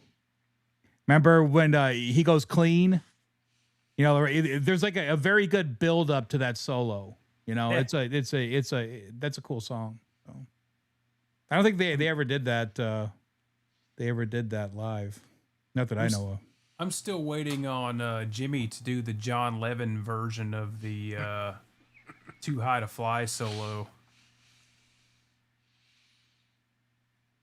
I have to go back in and patch 10 minutes of extra song in the middle That's of that. where that's where Levin takes his guitar solo in the show in the middle of Too High to Fly, and it's just a shred fest. Tone Master General said, "You lost me at Tim Pierce." Yeah, he said Lynch made great music. Yeah, Tim Pierce is boring as fuck. Come on, man. That guy had some cool solos, bro. Tim He Pierce did. had some cool solos. He had some good work. That's just, my opinion. He did, but I mean, he was a session guy. The Dude. session guy. Hey, there's nothing that makes me happier than sit there and watch Lukather interviews. Right. I mean, fuck, you're talking about. I mean, he's a session player. I mean, like, there's nothing cooler than to sit there and listen to those session guys talk about their job in the 80s. I mean, oh my God, can you imagine how cool that would have been? Oh, for sure. Just like nonstop sessions. Okay, and you don't even know who you're with today. Lukather said that he walk into Capitol and go, okay, today you're with Cher, today you're with blah, blah, blah. I mean, like, oh my God, can you imagine how cool that would be? Oh, for sure. That, I'm pretty sure I've talked about this, but I remember I was watching a Lukather and they were talking about the Lionel Richie Running with the Night solo. Yeah. And that's Lukather. Yeah. Go and listen to that solo. It's great. It's amazing. You know, I mean, like, you know, you stumble on stuff like that and like, oh my God, that's him. You know, I mean, like it's good stuff, man. You know, Well, all you those know, session guys. I brought it up on here like a year ago. I'd never heard the radio version of Whitesnake, Here I Go Again. Yeah. There's no big long keyboard intro and all that shit. It just kicks in and the guitar works completely different. And I got to the guitar solo, and mind you, I heard it at work. My buddy that works next to me had it. It was on one of the playlists he listened to, and it got to the guitar solo, and I was like, damn, that sounds like Dan Huff. Yep. And of course, I look it up, and sure as shit, it's Dan Huff. Well, you know what's funny about that is I was in a band, and our singer wanted to do that version, the radio version. So I figured that solo out. It's not difficult, but it's very different from Adrian Vandenberg's version. Right. You know? And then again, I stumbled on, they said, that's Dan Huff. And I was like, oh my God, that makes sense. You know, like you hear that stuff and you hear it, and you're like, man, you know, that sounds familiar, and you can't put your finger on it. And then later you learn that it was Dan Huff, and like, now that makes sense, you know? Yep. You know? Yep. I mean, as soon as you heard the lead tone in that solo, that's Dan Huff. Yep. You know, as much of a studio guy as he was and played on it, he's one of those. You can't hide the guitar tone that it's Dan Huff. It's like, even if you listen to that mid '90s Shania Twain stuff, it's immediate. That's Dan Huff. Yep. Playing guitar. I think he played on some of the Bryan Adams stuff that Mutt Lange produced as well in the early '90s. Well, he did all that Peter Cetera stuff. Right. So, I mean, like that guy was all over the place too, man. I mean, like Tim Pierce, Dan Huff, Lukather. See you, Rob. Landau. See ya. Yep. Landau. Yeah. Oh, yeah. Yep. John Sir's a huge Landau fan, like over the top Landau. So. Yeah, I think Landau Mike did Neese. the what's the other now, hey, it's like soft, you know, like easy listening songs, but some of those easy listening songs in the 80s had cool solos, like let's say Aaron Neville and Mike Landau played the solo on that Aaron Neville tune. I forgot what the name of it is, but it's a cool solo, and you're like, oh my God, that's a cool solo. You know, like you hear it and you go look it up. It's like, you know, and I looked it up one day. It came on at work like years ago. And I go, hold on a second. Who is that? And I, you know, I looked it up, and Mike Landau, you know, Yep. it's cool stuff, man. Yeah, that live album record he did in 2000 is freaking killer. He did some awesome stuff. Yep. Yep. Yep. Yep. Yeah, I agree. Dan Huff and Luke are still at the top of the game. Sure they are. Absolutely. I would love, I mean, like, Lukather's probably on my bucket list to meet. I hear he's pretty cool. You know, I would like to meet that cat because you know, and then, I mean, like, you're just talking about the cool stuff of him being a session player. Okay, well, he picked the pickups for Ed's Music Man, and he was Ed's buddy, like super tight. And, you know, there's so much there that you could talk to him about. And I mean, you know, at the end of the day, the Toto stuff was pretty cool. Yeah. You know, so, you know, there's a lot to talk about with that guy, and, you know, respect. I mean, like, that he's a badass. So Toto's got so many songs out there that you didn't even know was Toto. Yeah. Yeah. Yeah. You guys ever seen that video of his pedal board breaking? Yeah. Oh God. That guitar tech dude, I mean, that's just so badass. You got it going. You got it going. Sure. Was that Earl Coli says I turned Lukather on the Rick Beato and sent his contact info to Beato. I turned Lukather on the Rick Beato. Oh, dude, look, like that's just those interviews are so good. The Beato interviews with Lukather, they're great, and the Sunset Sound ones are even better. Oh yeah. Those are hilarious. I mean, like he's got some crazy shit going on those. That's just so hilarious. He was funny as shit on Tone Talk too. Yeah, yeah, that was during COVID, wasn't it? Yeah. Yeah, I remember that. He talks about he's done dyeing his hair and all that shit. It's just so funny. It's awesome. Cool. He's like, fuck it, man. I'm almost 70 years old. Yeah, it says, Jimmy, you're too reserved. You need to start talking. Luke, Well, I don't have cool stories because I live in BFE, Montana, and nothing happens out here. Well, you get to see all the Yellowstone wannabes. Yeah, that's just not exciting in any way, shape, or form. That's a good point.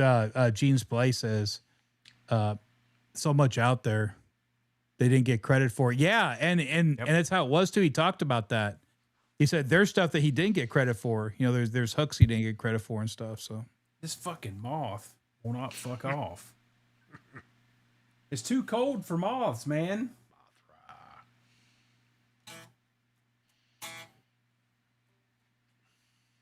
Grizzly bears in Montana? Yeah, when I was 13, used to have my parental unit had an outfitting business. And there's nothing better than listening to a huge sow grizzly bear tearing the shit out of your cook tent in the middle of the night. that's some scary shit right there. Yeah. Oh, yeah. Or being, you go 40, 50 miles back into the wilderness and, of course there's a bear following you. You're in their neighborhood. Oh, God. They want to know what's going on. Right. You smell like food. Yeah. Yeah, Hard pass. They wouldn't touch you. Yeah, we stink to bears. We smell bad. We're like, Chipotle. Chipotle. to bears. Chipotle. Funny. Or PF Zangs. Looks like Rob Blackmore left the chat. Yep. Well, we've been going 2 hours. You got to work tomorrow, Randy? Oh, God. All right. Well, let's wrap it up, man. You guys will go to bed. What time is it back there? It's 11:26 currently. Is it still all iced up back there where you're at? No. No. Didn't. Where I'm at, we didn't really get shit. No.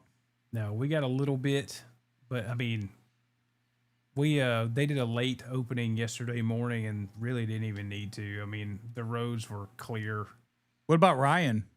Ryan get beat up? I don't know what because he's on the north side of Atlanta. I'm on the east side of Atlanta.